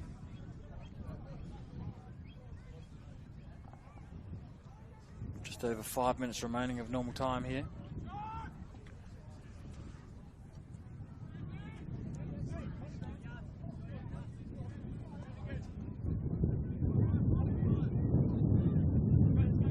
Gush will take the free kick. Probably look for Trimboli. That's where it's headed. Trimboli jumps. Pasir John brings it to ground. Weston. Pasir John gets the ball back. Pasir John looks for Trimboli. Gutierrez has to come and put his foot in and clear that one out for a throw. I was saying at about the 70-minute mark that Pasir John had looked like he had some heavy legs, but that certainly doesn't seem to be the case over the last 10 minutes or so. Seems to be one of the players making a real difference late. Here's Captain Klimek. Throws it probably as long as he can into the breeze. He's going to get it back here. Clips it back in first time. Martinello and Cabete. Cabete's not even looking at the ball. Lucky to get away with that. Could have been a free kick to Croydon. Dorber, one way, the other. Stiles gets a foot in. Been quite impressive in the middle of the park, Stiles. He's broken a fair bit up from what Adelaide City have come through the middle of the park with. Smith wins that header. Weston's going to be able to get to this one first. Greco does well. Weston in the end wins the ball. Here's Laurie Latangio. Kitano makes the forward run. Mapor, he's got hands around him. He's got to be careful here, Mapor. Fair case for a free kick outside the box. Vaspas is not happy at all, and I tend to agree with him. He's grabbed him around the waist. Referee said play on. We have seen at the top level that now that these days, Simon, with that rule, that even though the grab started outside the box, if that had have continued in the box and he went to ground, it could have even been a case for a penalty. But play goes on. Croydon come away with it. Stiles goes to ground. Laurie Latangio gives him a shove, and he's going to pick up a yellow card as well. Here is Laurie Latangio.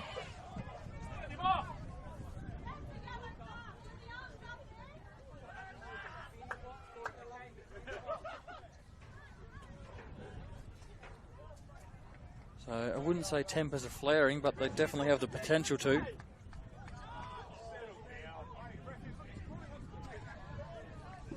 Stiles looks in some discomfort at the moment. And I think he's asking for treatment. So he just scooched his way onto the field to ask for treatment, so the gamesmanship's in effect. Yeah, so with a couple of minutes to go, it's probably not ideal because he actually has to come off now. So unless he's actually injured, they might need to make a change because he'll have to come off and then re-enter. See the water bottles flying onto the pitch.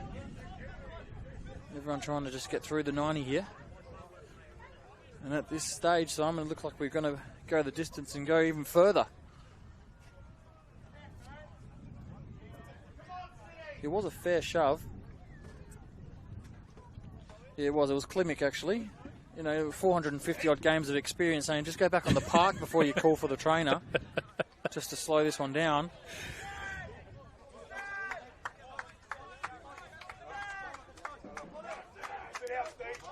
And I am going to correct myself. He doesn't have to come off because the player received a yellow card for the challenge. So he stays on the park, does Styles, and Margush will take the free kick. And as we enter the last couple of minutes of normal time, Pasia John. Here's Greco. Can Croydon steal it? Not on that occasion. Hall has it in his hands. More than likely will drop it down, and he does. He drops it for Abitu. Smith. Adelaide City again, just as patient as possible. Now Kitano. Pasia John. Intercepted, but only as far as Dorba. Now Kabede. John wins it back though. Looks forward, didn't have too much on. Has to go back now to Vivian. So Vivian for Croydon. Goes one way or the other. Kitano puts the pressure on. Vivian might just have to go long there. He does, and he's going to win the free kick. So it was Kitano who came across to make the challenge. And I think Margush will come and take this free kick again.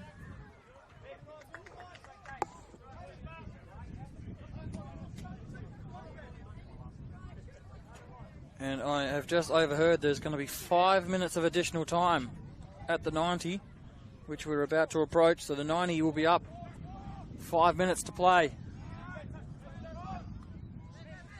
Bucco goes long.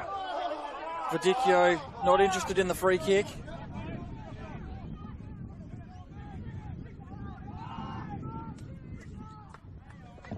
So the 90 is up. 5 minutes to go. Vivian, Kitano gets goal side, he's onside. Brings the ball under control. Weston.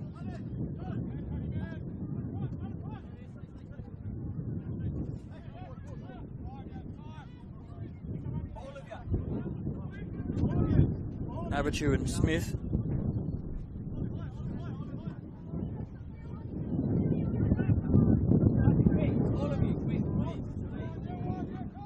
Goes forward. Pasia John clears only as far as Styles picks it up. Luckily it wasn't an Adelaide City in that position. Polly puts his foot through it. Abitu will collect.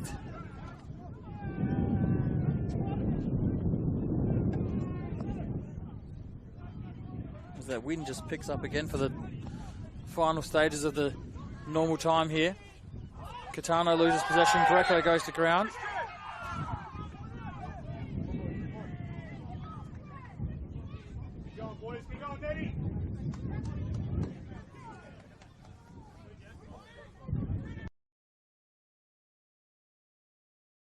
So Croydon,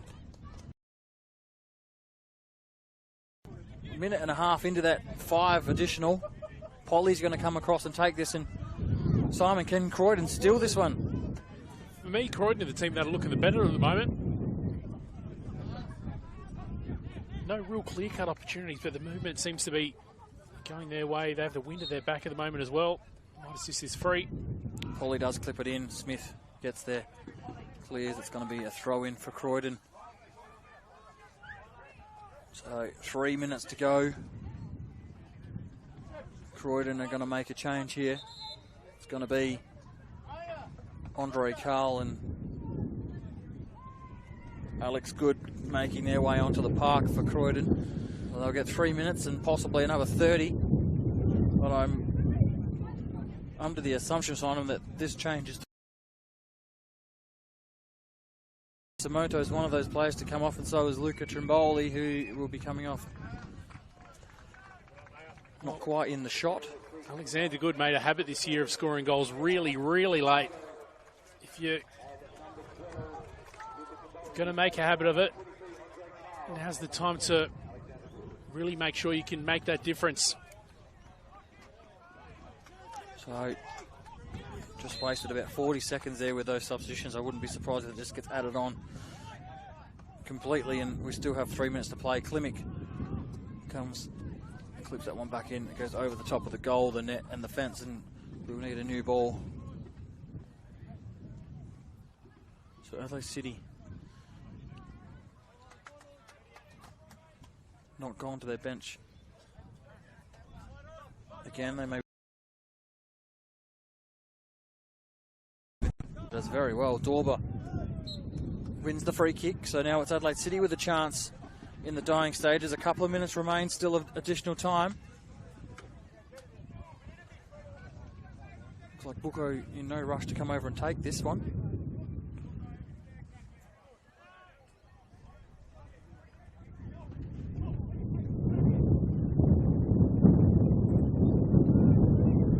That breeze just picks up once again.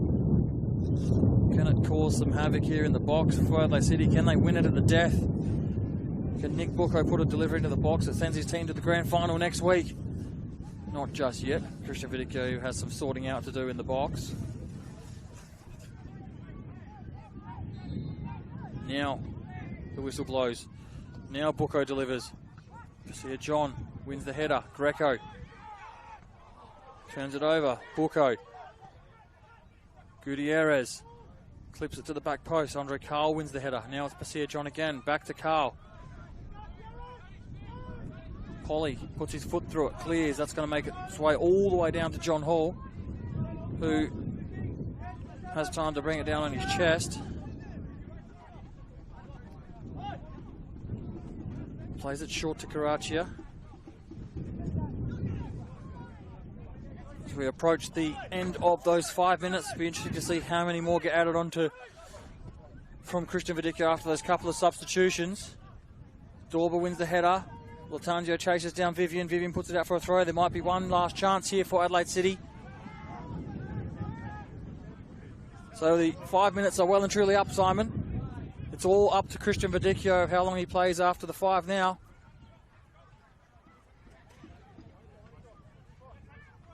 Dorber, Catano, can he get a shot away? No, he can't. Cabete's going to chase it down. Can't get past Polly. Ball deflects and Croydon win the throw in on the far side. So Vidico has a look at the watch. We're into the sixth minute here, Simon. I've got to say, in terms of... And there we go. So... only the... Well, it makes sense that he blew the whistle because I said there was about a 45-second delay for those substitutions, and that's what he played after the 5. So this one is going to go to extra time. Neither team could break the deadlock here at Adelaide City Park today. 1-1 on aggregate. I'd probably be tending to favour Croydon at this point. With the players they've brought on, some fresh legs that are capable of making a difference late, and they seem to have the run of play over the last 10 minutes or so. I wouldn't have picked it to be 0-0 at full time in this one, to be honest. I was expecting goals, but I mean, like we said, both teams were sort of waiting for the other to make mistakes for a big part of that, I guess, first 75 minutes or so. Saw plenty of opportunities in the first 15, but for the most part, it was quite patient. So both teams will get the opportunity now to just have a quick chat with their coach. Get a little bit of treatment, and you can see, as we mentioned, if the camera pans down a little bit more, that Martinello got asked if he was okay. He seems to be getting a little bit of treatment behind the right knee, sort of up towards the hamstring area, so maybe a little bit of a strain, possibly, or maybe a knock, not too sure. Styles having a bit of a stretch as well. For over 25 years, HPG Homes have been helping South Australians build and own their dream home.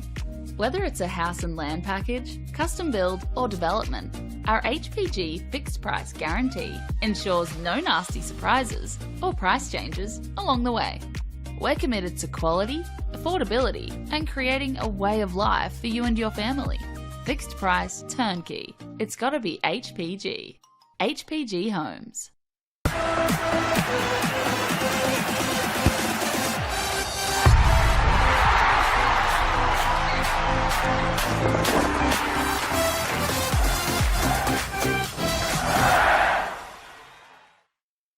For over 25 years, HPG Homes have been helping South Australians build and own their dream home.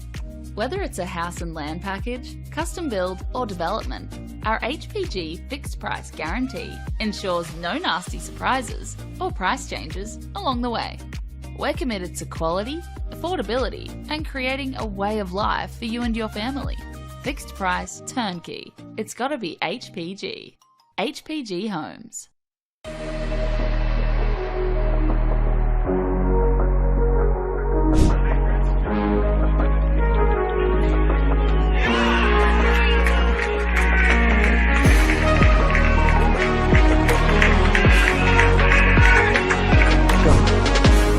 Their own hands.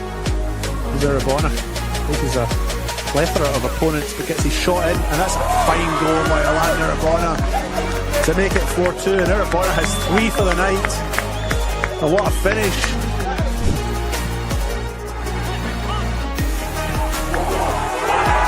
And it's Hamish McCabe from distance. Wowee! What a goal to double the lead. What a night Fred Sunday's had so far, really driving that attack up front. And now, can I do something again? And there we have it, number 4! Marlborough Jets, out of nothing! Quickly get back into it again! And it's McCabe! It's not going to plan in the first half. That saw Parry Hill's getting in front. Another chance! Wow! Locked up again in the paddocks. Thanks to ServiceFM.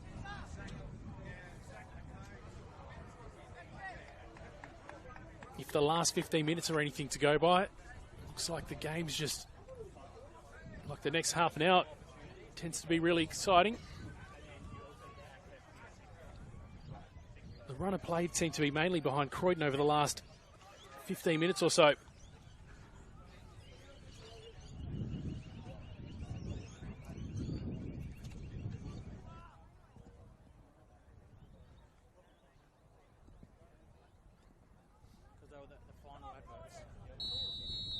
Okay. So play gets back under the way, Simon.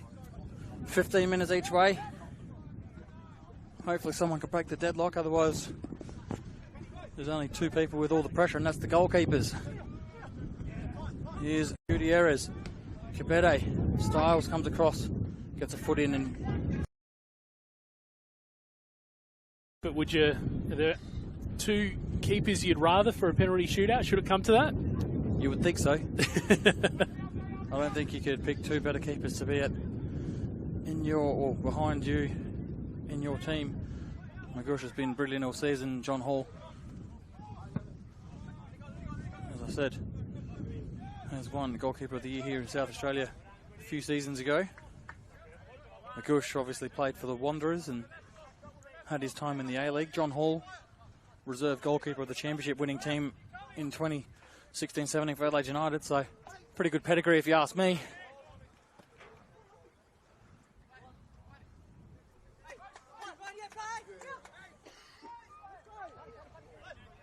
Gutierrez will get another chance to take the throw as the wind is still around, but a bit of sunshine's come out behind us, Simon.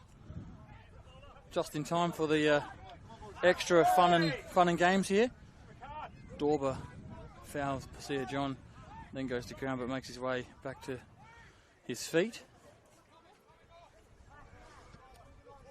Yeah, you're right. We saw about a second of sunshine. Now it's disappeared back behind the clouds again, which sort of sums up the weather that we've seen this afternoon, or today, maybe a bit more broadly.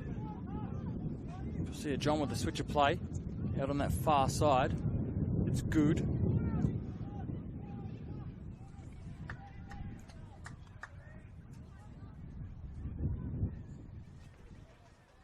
Putting the ball out was Franchisi on that far side, so it's been a substitution for Adelaide City in that break of play.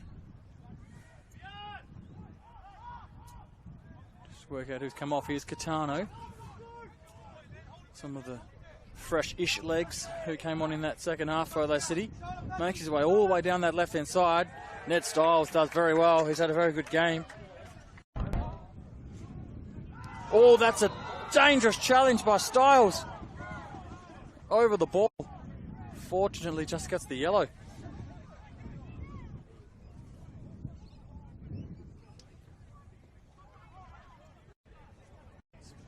Yeah, fortunately he's right.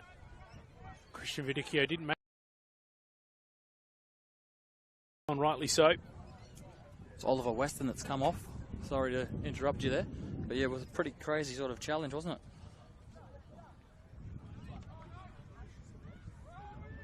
He's very lucky again. That was a little bit. Well, he's fortunate that it was low, wasn't high, and there wasn't much contact. So Oliver Weston has come off. Nicholas Franchisi has come on. Seems like the wind has perhaps just died down a little bit for the moment as well. There's only one man over this ball, Simon. Nicholas Bucco. I mentioned in the normal 90s, played finals every season except one. Delivers this into the box. Kibete misses the header, and then Kitano and Abachu sort of thought he was going to get it and just stopped as well. So it's gone past 3 other City players out for a goal kick. Well, just to recap the substitute situation, it was Good and Carl that came on for Croydon late inside of 90 minutes, so some potential fresh firepower for Croydon. Carl wins the header, only as far as Gutierrez. Klimek intercepts it. Noah Smith wins the header. Greco gives away the foul.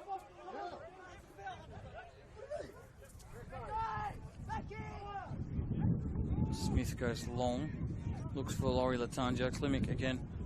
It's been a good battle on that side.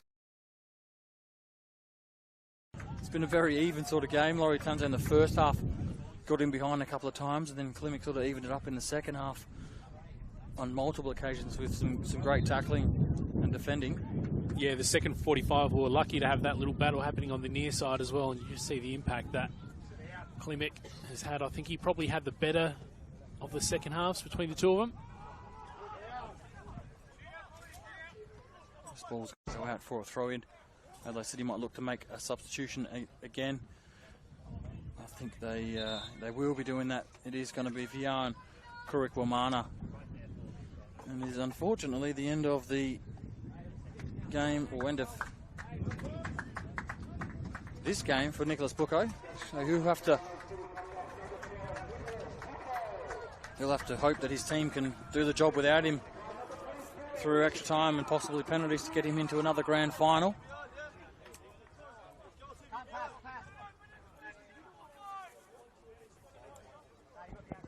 Yeah, well, the penalty situation's an interesting one to consider without Bucco. Romana straight into the action here. That ball goes all the way back. Dorba puts the pressure on Vivian. Vivian's pass, though, goes all the way through to John Hall in this City goal.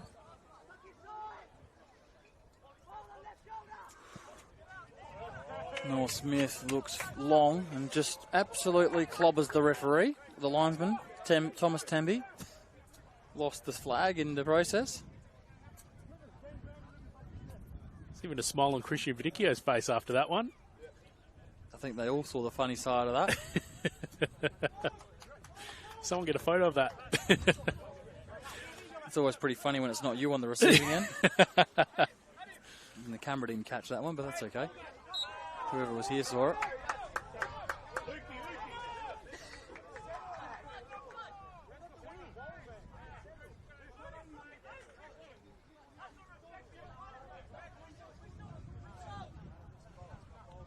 So a few little verbals going on out on the park.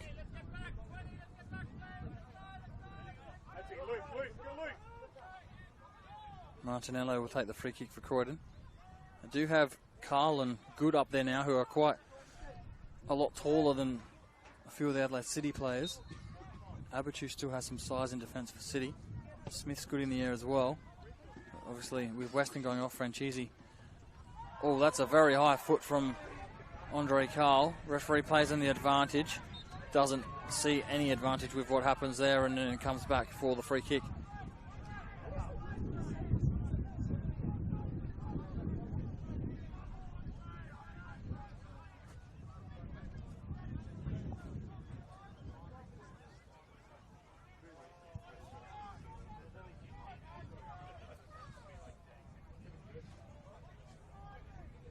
little bit difficult to see on the footage. I'm not sure if the foot collected above the shoulders or in the midsection. I think it was in the midsection in the end.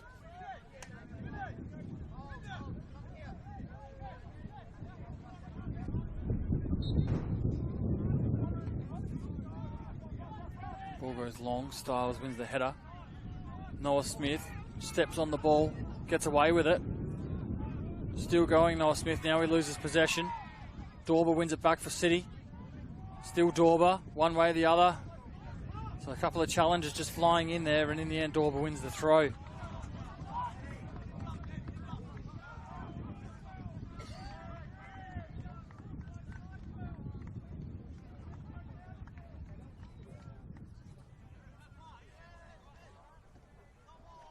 Adelaide City with the throw in. Franchisi, the fresh player on the park.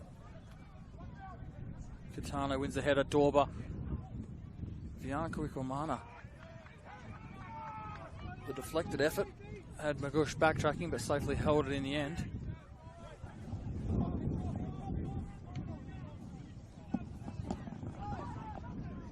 Good brings it down from the Magush clearance. Laurie Latanzio given a little bit of a shove by Klimek. So it looks like Adelaide City want to try and play this extra time quite quickly, and Croydon just happy just to start the game with some professional fouls and whatnot. Well, it's interesting because it seemed like at the end of 90, it was Croydon that was trying to get more of a move on. Capete missed the header. Dorber brought it down for him. Couldn't control it though. Polly plays that into the path of Pasir John, but Abachu's going to get there first, and Abachu does very well. Finds Dorber. Polly comes across. Probably should have been a Croydon throw, I think. Dorber flicks that one on again. I'm not sure if the players even knew in that instance, because they both turned it down around very quickly to try confidently claim it. Oh, Smith wins the header. Franchise's going to have to win the next one. Can't do so. Here's Good. Carl. Couldn't get it back to Good. Martinello gets a foot in.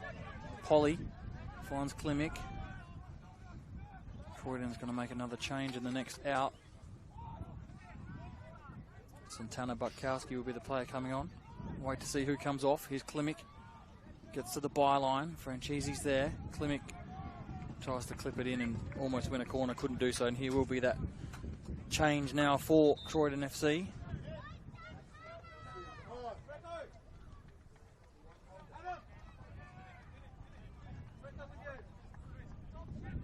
Looks like it's going to be Ned Stiles coming off.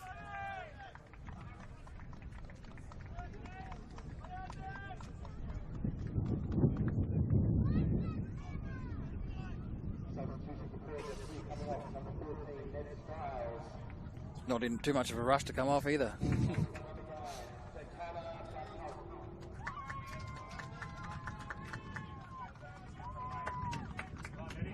Hell of a shift from Ned Stiles, and he looks absolutely knackered. Yeah, he played well. Picking up that yellow card probably done him no favours.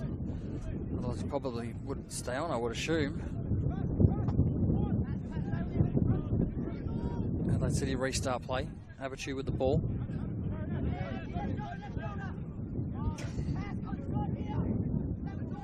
Three and a bit minutes remain of the first half of extra time. Gutierrez gets away with that one. Pasir John wins it back, then he finds Martinello.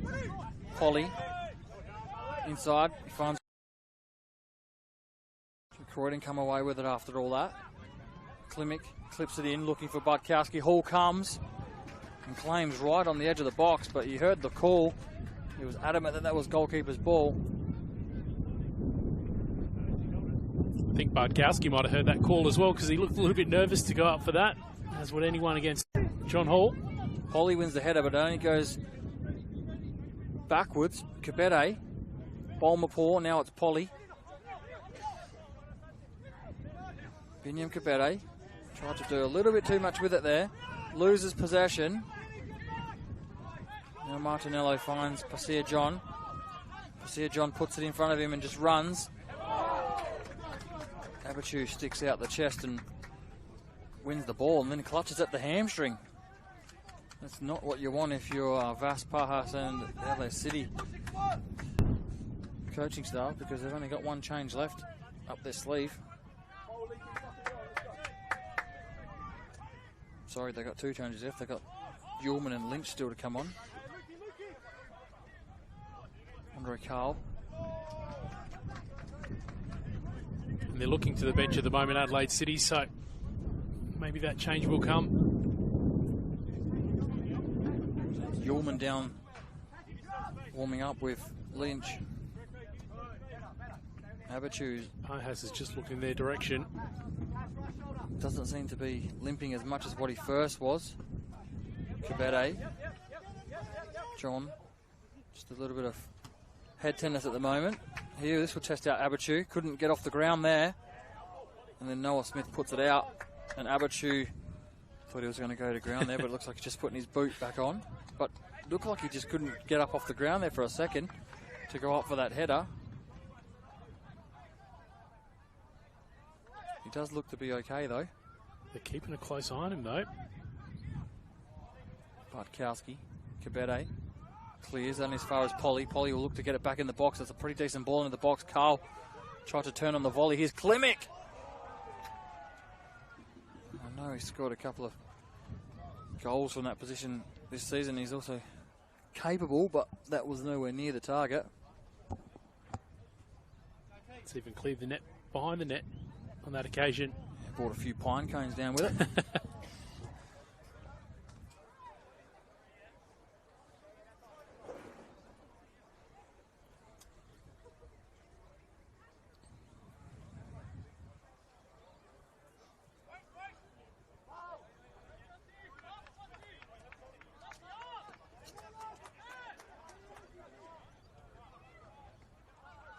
Noah Smith. Still Noah Smith in possession. Looks long now. Vivian headers away. I know there's been a couple of substitutions again, so Vidica may just add on one additional minute, but he may also be pretty content with just blowing the whistle for half time of extra time. And we'll see a straight swap of ends. City might have one last chance to get forward. Here's Dorber. Louis Latanzio can't get his shot on target, and that was a golden chance for Adelaide City. Sort of just fell into his path, but couldn't get it on target to test Magush. Yeah, not enough purchase on it in the end, and even Dorber looked just a little bit awkward on the ball just before that. I mean, there's been some tired legs out there at the moment, more than 105 minutes in. So both those Adelaide City players have made their way back to get some instructions from the bench and probably either come on at that interval, which is not too far away. And there it is, in fact. So I'm assuming we're going to see another couple of changes here on the Adelaide City side. Fergus Lynch and Luca Ullman. Yeah, they've got the jackets off, so go time for them in just a moment.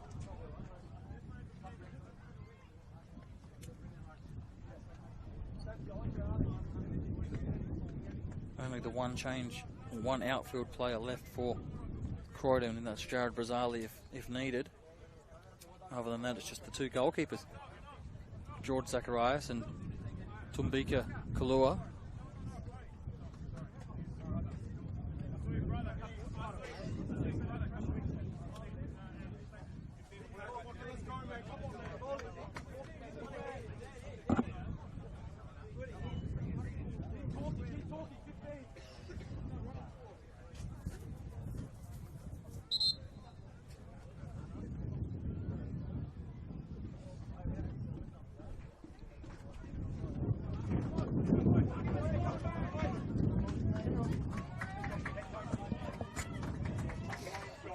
Pretty even first half of extra time, Simon. The coaches scramble for a little break.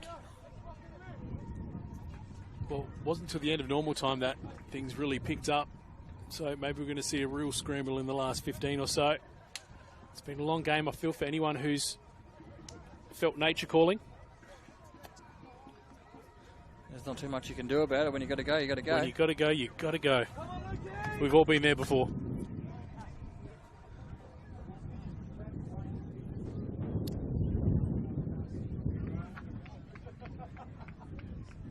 So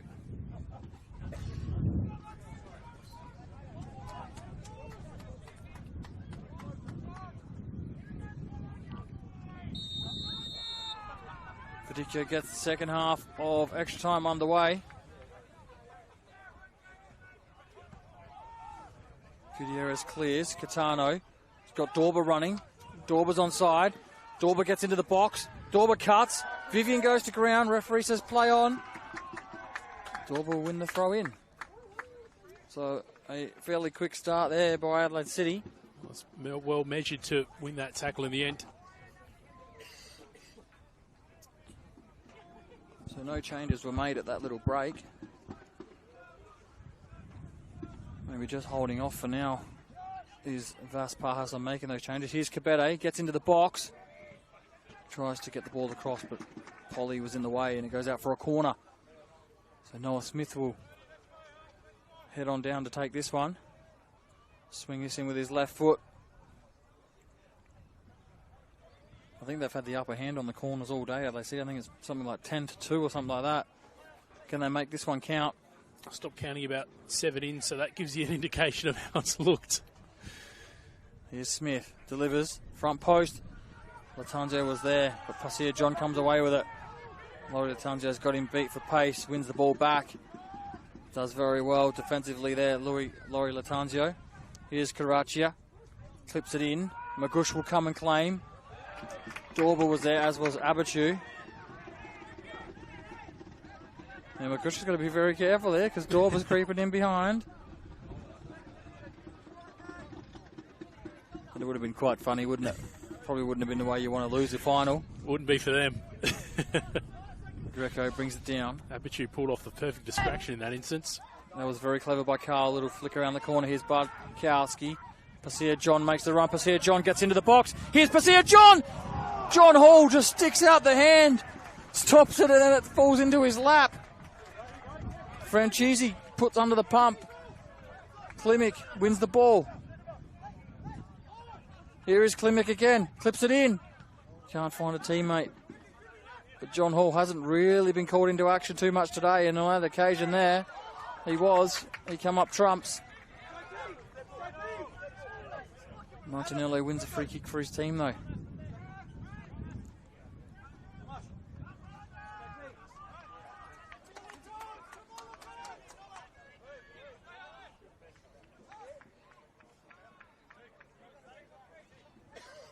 Polly comes over.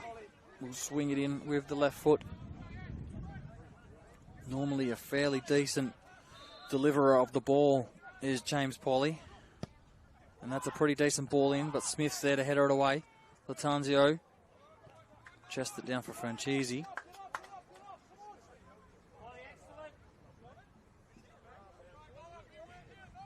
Klimek will come over and take the throw in.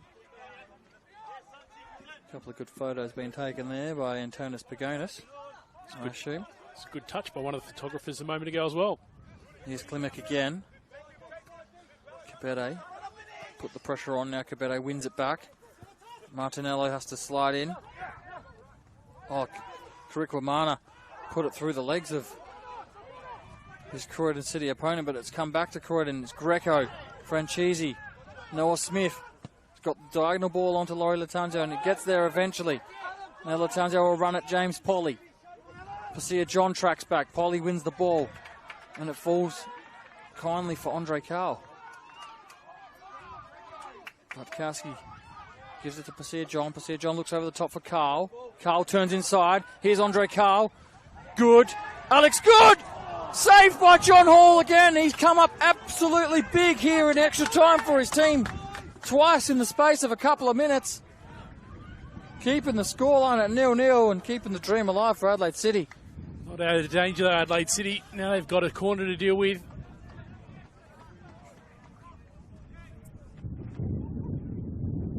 So it was a lightning start. in the first couple of minutes, but it's been all Croydon since.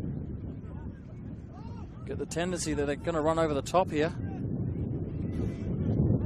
And those two substitutes have gone to warm up again. Latanzio deals with it, or kind of deals with it. Mapor brings it down. Mapor shows he can be an attacker as well, clips it to the back post, but then puts the ball into the box like a true defender does. From any of his teammates in red and white. And it's going to be Luca Yeoman and... No, it's not going to be both of them. It looks like it's just going to be Yeoman coming on.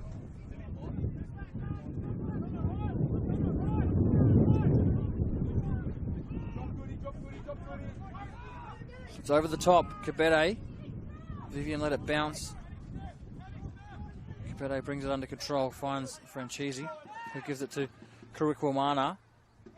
Hasn't got too much on. Finds Laurie Latanzio in some space. Shifts it to the right. It's a great tackle in the midfield though by Budkowski. Now Pasia John finds Alex Good. Oh, just backtracking a little bit. Couldn't get it under control. Well, Adelaide City might have been their own demise there. They were away and they've stopped it for the substitution. So it's going to come back. It'll be a throw in. Matt Dorber to make way for Luca Yeoman.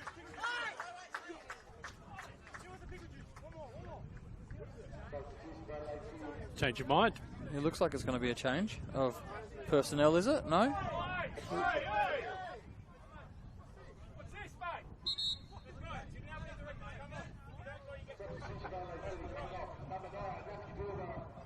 Well, the call was for Delber to come off, and they told him to stay on. Put a couple energy shots on, and I'm mind blown at what just happened. Gave him the hurry on. I absolutely got no idea what just happened. Someone called for some pickle juice, and then Dorber stopped running. Anyhow, Franchisi will take the throw. So Yeoman has scored a late winner this season. I can't remember exactly who against, but he's capable of scoring a goal. Karachia picks that one off. Mapor has to be careful. He's on a yellow card. Mapor, he might see red. No, the referee says play on, does he?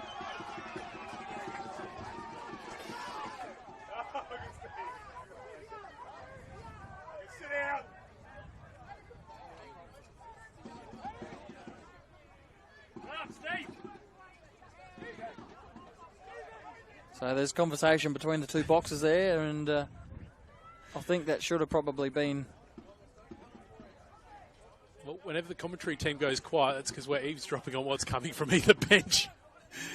So they're the moments you really want to listen in carefully. But the net effect of it all is now a free kick for Adelaide City. Bolmapor's got the biggest smile on his face as well, knowing he probably got away with one there. So over this free kick, it's going to be the substitute Yeoman as well as Noah Smith. Yeoman hits, it bounces in front of Magush, but safely held. And now Croydon go back the other way. Hall will claim and he'll restart play. Here's Yeoman again. Carl slides in, wins it back. Alex Good. Can he beat Franchisi? Noah Smith gets in and intercepts. His pass is wayward. Pasia John gets inside. Budkowski. Klimek now. Might look just to clip it in, no. Goes back to Martinello. Martinello's got Polly. Probably might prefer Polly clipping it in, and he does, but that's not his best effort. And now Adelaide City back the other way. Karachia puts it in the path of Laurie Latanzio. Martinello goes to ground. Here's Laurie Latanzio. Gets it into the box. Yuki Kitano! Over the crossbar. And if there was a shout at the back post, Binyan Kabete would be seething, but he was all alone. Might have even just been a little dummy from Yuki Kitano, but not too sure how good the English is out there from my understanding. Well, in the meantime, clock's just ticked over 114 minutes. So at this stage, unless we see our first goal very, very late, we'll have to wait till penalty time. 6 minutes to go here.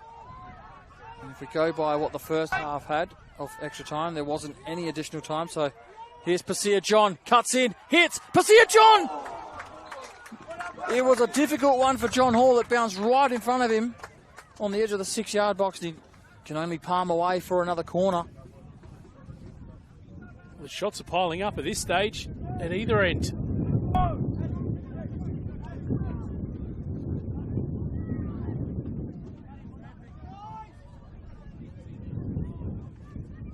I can tell you what, 90 minutes plus an extra 30 wouldn't have been any good for those with the nerves at the start of the game. I'm sure they're feeling exactly the same way right now. If there's no goal, Simon's going to get worse because they're going to go through a penalty shootout. Polly to deliver.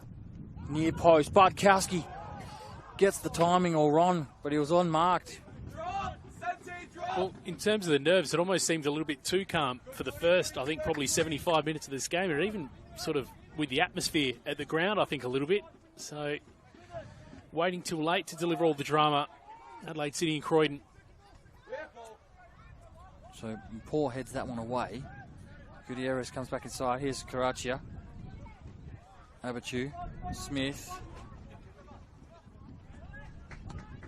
Looks inside. That's a dangerous pass at this stage of the game. Pasir John with some space to run.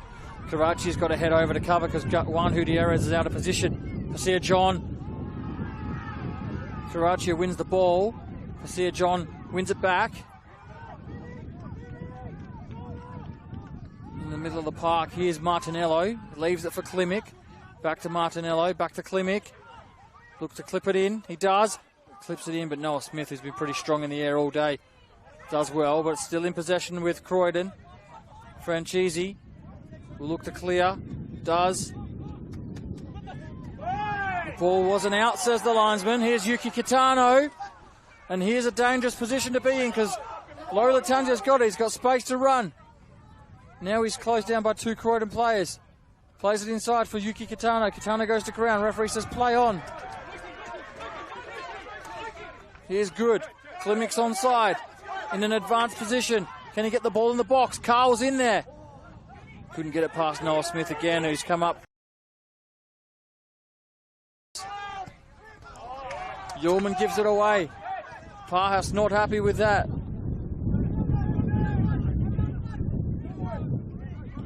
3 and a bit minutes remain before a dreaded penalty shootout. Here's Pasir John. Croydon having all the play this second half of added extra time. John gets in the box. Karachia makes the. Got Laurie Latanzia over the top. That's where he goes. Vivian has to do a full circle. In the end, he just heads it away. Yeoman picks it up. Looks inside. Couldn't find the pass. Bartkowski. Bartkowski gives it away. Carl tries to win it back. Referee says play on. Karachia wins the ball. Referee says play on again. Now it's a free kick to Karachia. Goodness me, could get out of control before the penalty shootout. Well, they backloaded all the drama. I think it's hard to get a thought in just with all the action that the last 2 minutes have contained, but how good has Noah Smith been over the last 10 minutes or so? Yeah, Croydon's just come in waves and he stood up pretty big. I think in terms of players making a difference, he seems to be the one. John Hall goes long. Mapua wins the header. Franchisi will let it run all the way back to that man, Noah Smith. Smith, reverse little ball to Franchisi. Franchisi tries to get it in first time. Magush will let it go out for a goal kick. 1.5 minutes remain of extra time here. We could be off to a penalty shootout to decide who plays, or the first team who will be playing in next weekend's grand final. There's another game later on, which will nearly just about be kicking off by the time we finish here. Between Metro Stars and Adelaide United Youth. I hope you didn't have plans this afternoon because it's going to be pretty much back-to-back before kick-off at TK Shutter in less than an hour from now. Here's Carl. Gets it into the box. Karachia chests it down, then clears. Yuki Kitano backs back before wins the header. Polly will have to get there and deal with it. He does. Clears long. Karachia does well. Still Karachia. Greco who wins it off of him. Still Greco. Somehow kept that under control. Did very well. Croydon in possession. Bolmapore goes long, looking for Carl. It's a decent ball if he can keep it in. Unfortunately, a little bit too much on it. And that'll just about do us, I reckon. Only seconds remain.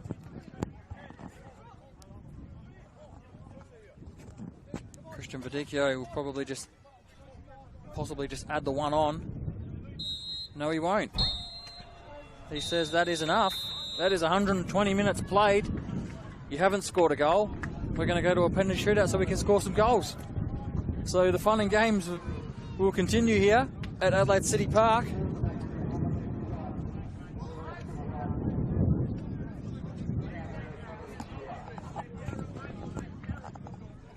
In terms of kick takers, no Bucco, no Dorber for Adelaide City. Got some additional firepower in Good and Carl coming on for Croydon. Croydon have certainly have the momentum over particularly the second part of extra time. But almost left a chance once penalties happen.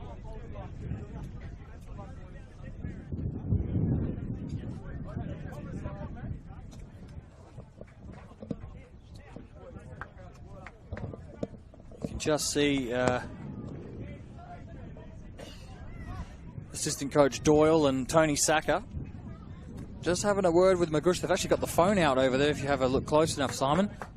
They got the phone out going through some footage, so I'm assuming they've captured some footage of penalties taken by the Adelaide City players. And of course, their main penalty taker, which is normally probably Nick Bucco, is not on the park. But Kitano, I think, has taken one this year. I think Cabete's taken one this year.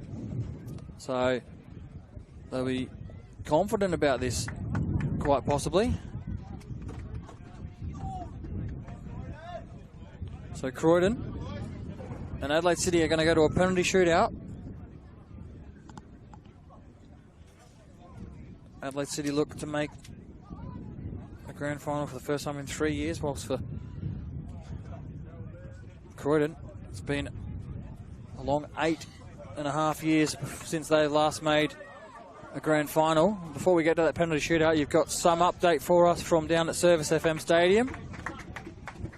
I do. There's been so much happening here that sort of neglected that game. I can tell you the Apex Steel W NPLSA champions, Adelaide Comets. So they're lifting the trophy as we speak. Well done to them. The action at FSA Leagues if you want to check it out on YouTube. But of course, you can never deny a little bit of penalty drama. Nice of them to wind up that game just before we see penalty shootouts to decide one half of the RAA NPLSA grand final for next week. Of course, presented by ServiceFM. Okay, so Christian Verdicchio just explained that heads and tails was representing each end. Whatever it was means the penalties will be down the northern end. It's quite smart by Verdicchio, actually, because it didn't give the players the choice of choosing which ends. He just said, from what I gather, when he flipped that coin, whatever it landed on chose the end. I didn't quite catch who pointed to taking the first penalty. We see the goalkeepers, Magush and Hall, good friends, of course, both gone through the ranks together. Which one of them will stand up and they'll possibly send their team through. John Hall will be in between the sticks first up. It's going to be Adam Martinello, who is the dead-eye penalty taker for Croydon.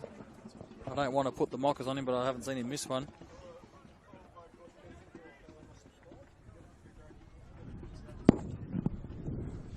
Verdicchio hands the ball over to Adam Martinello. As the breeze just picks up again slightly just for this penalty shootout, Simon.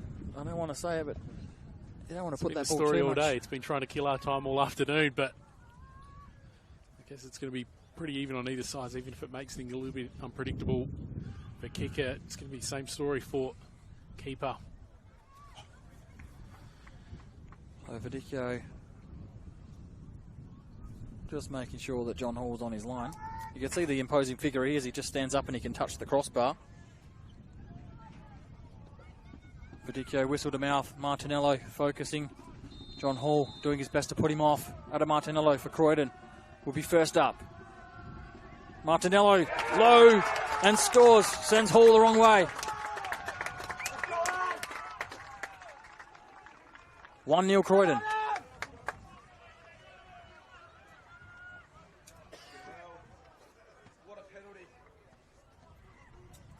Up steps Yuki Kitano for Adelaide City.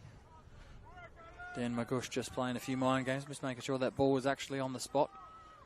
Vidicchio's happy with it.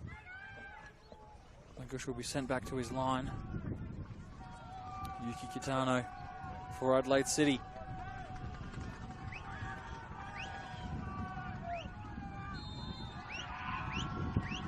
He strikes it. Off the crossbar, he misses! Advantage Croydon FC!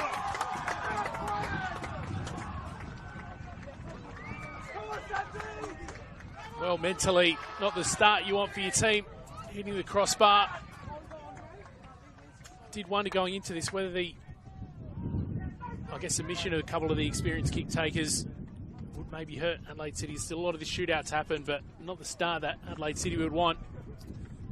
He hit that hard that it's come off the crossbar and ended back at the halfway line. So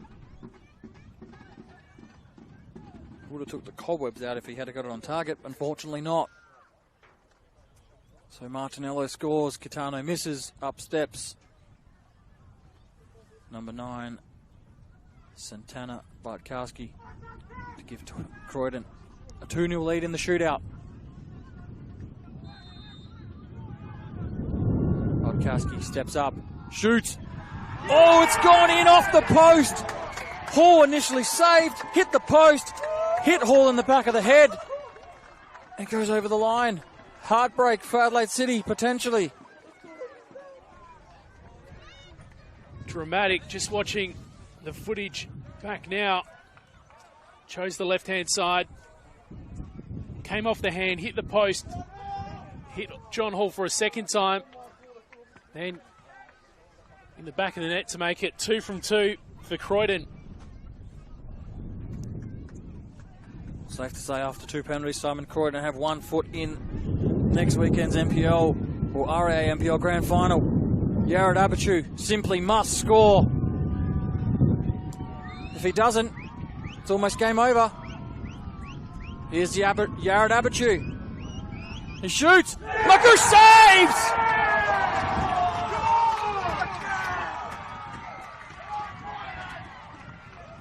Two 0 to Croydon.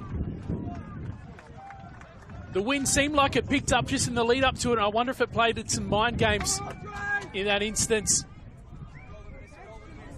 It's difficult from 12 yards to say it did, but he went low. Magush picked the right side. It's a great save. He held on to it, ensured he didn't have the same thing happen as what happened to Hall. And up steps Andre Carl, who you'd almost put your house on, to give Croydon a 3-0 lead here in the shootout. Hall has to save this to give City any chance in trying to get back into this shootout. Number 23, Andre Carl. Injury-plagued season. Steps up from the spot in the shootout. Hall saves! City back in it!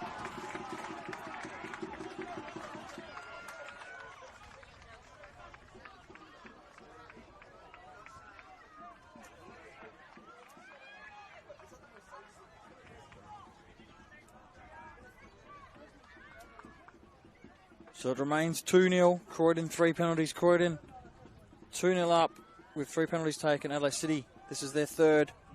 And up steps Vian Kurikwamana, the former Croydon player himself.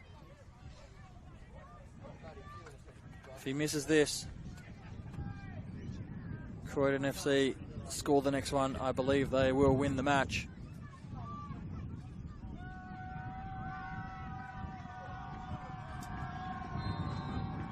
Vian Kurikwamana versus Daniel Magush. Great penalty. Send Margush the wrong way. 2-1.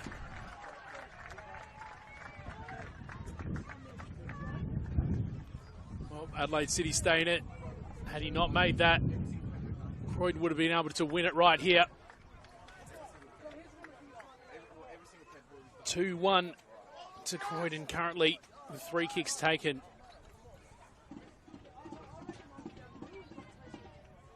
So Croydon's 4th penalty taker, it's going to be their captain, Lukasz Klimek. And if he does get this, City have to score. Correct. Can John Hall, who once upon a time was a Croydon player himself, can he read the mind of Klimek? Can he save for a second time? Well, actually, it'd be a third time. The first one was a save and it just went in off the post. Here's Klimek versus Hall. Straight down the middle.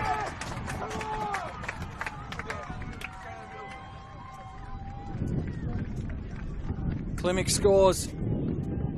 Croydon's 3rd. Daniel Margush can send Croydon FC to the RAA NPL Grand Final with a save here. The Croydon bench is up and about. They're ready to run.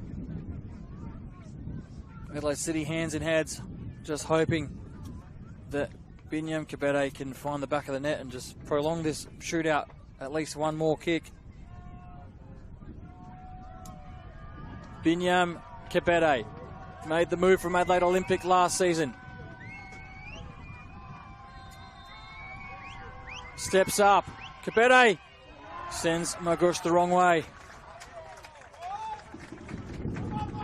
3-2.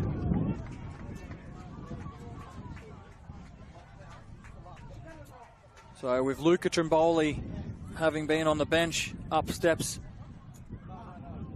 Pasir John, who is their 2nd leading goal scorer behind Trimboli this season. This Simon to send Croydon FC through to their 1st grand final in 7.5 seasons. It's Pasir John versus John Hall. He misses! It's off the post! Hall picked the right way. The outstretched arm wasn't required. It's off the post. Well, didn't look good initially. Adelaide City being 2 down, but now it's the former Croydon man, Paddy Karachia. Best case scenario for Adelaide City off this kick. He gets it in the back of the net and the penalty shootout will continue. It will be sudden death if he scores. It's as simple as that. If he misses, Croydon still go through to the RAA NPL Grand Final next weekend. Karachia misses! Game over! Margush comes up, saves! Croydon are through to the RAA NPL Grand Final next week. Look at the scenes behind the goals.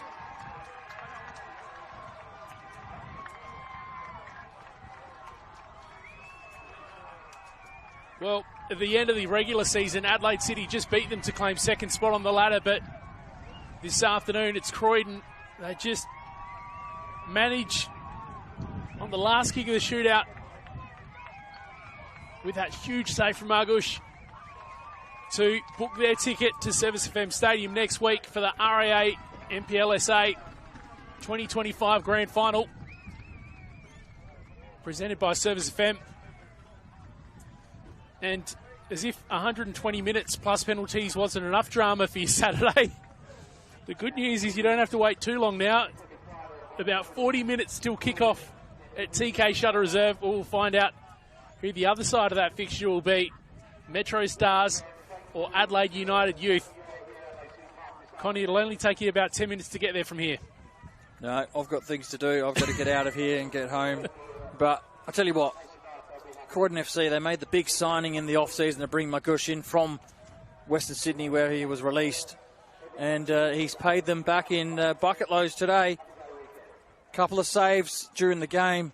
Put his body on the line at one stage where Unfortunately, Bruce Kamau was injured, but 90 minutes wasn't enough today, so we went to 120, making that well and truly over 200 minutes of football between these two sides in the last 2 weeks, and it had to be a penalty shootout which separated them. Croydon FC win the shootout 3-2. They're going to play next week's grand final. Simon, thanks for joining me today.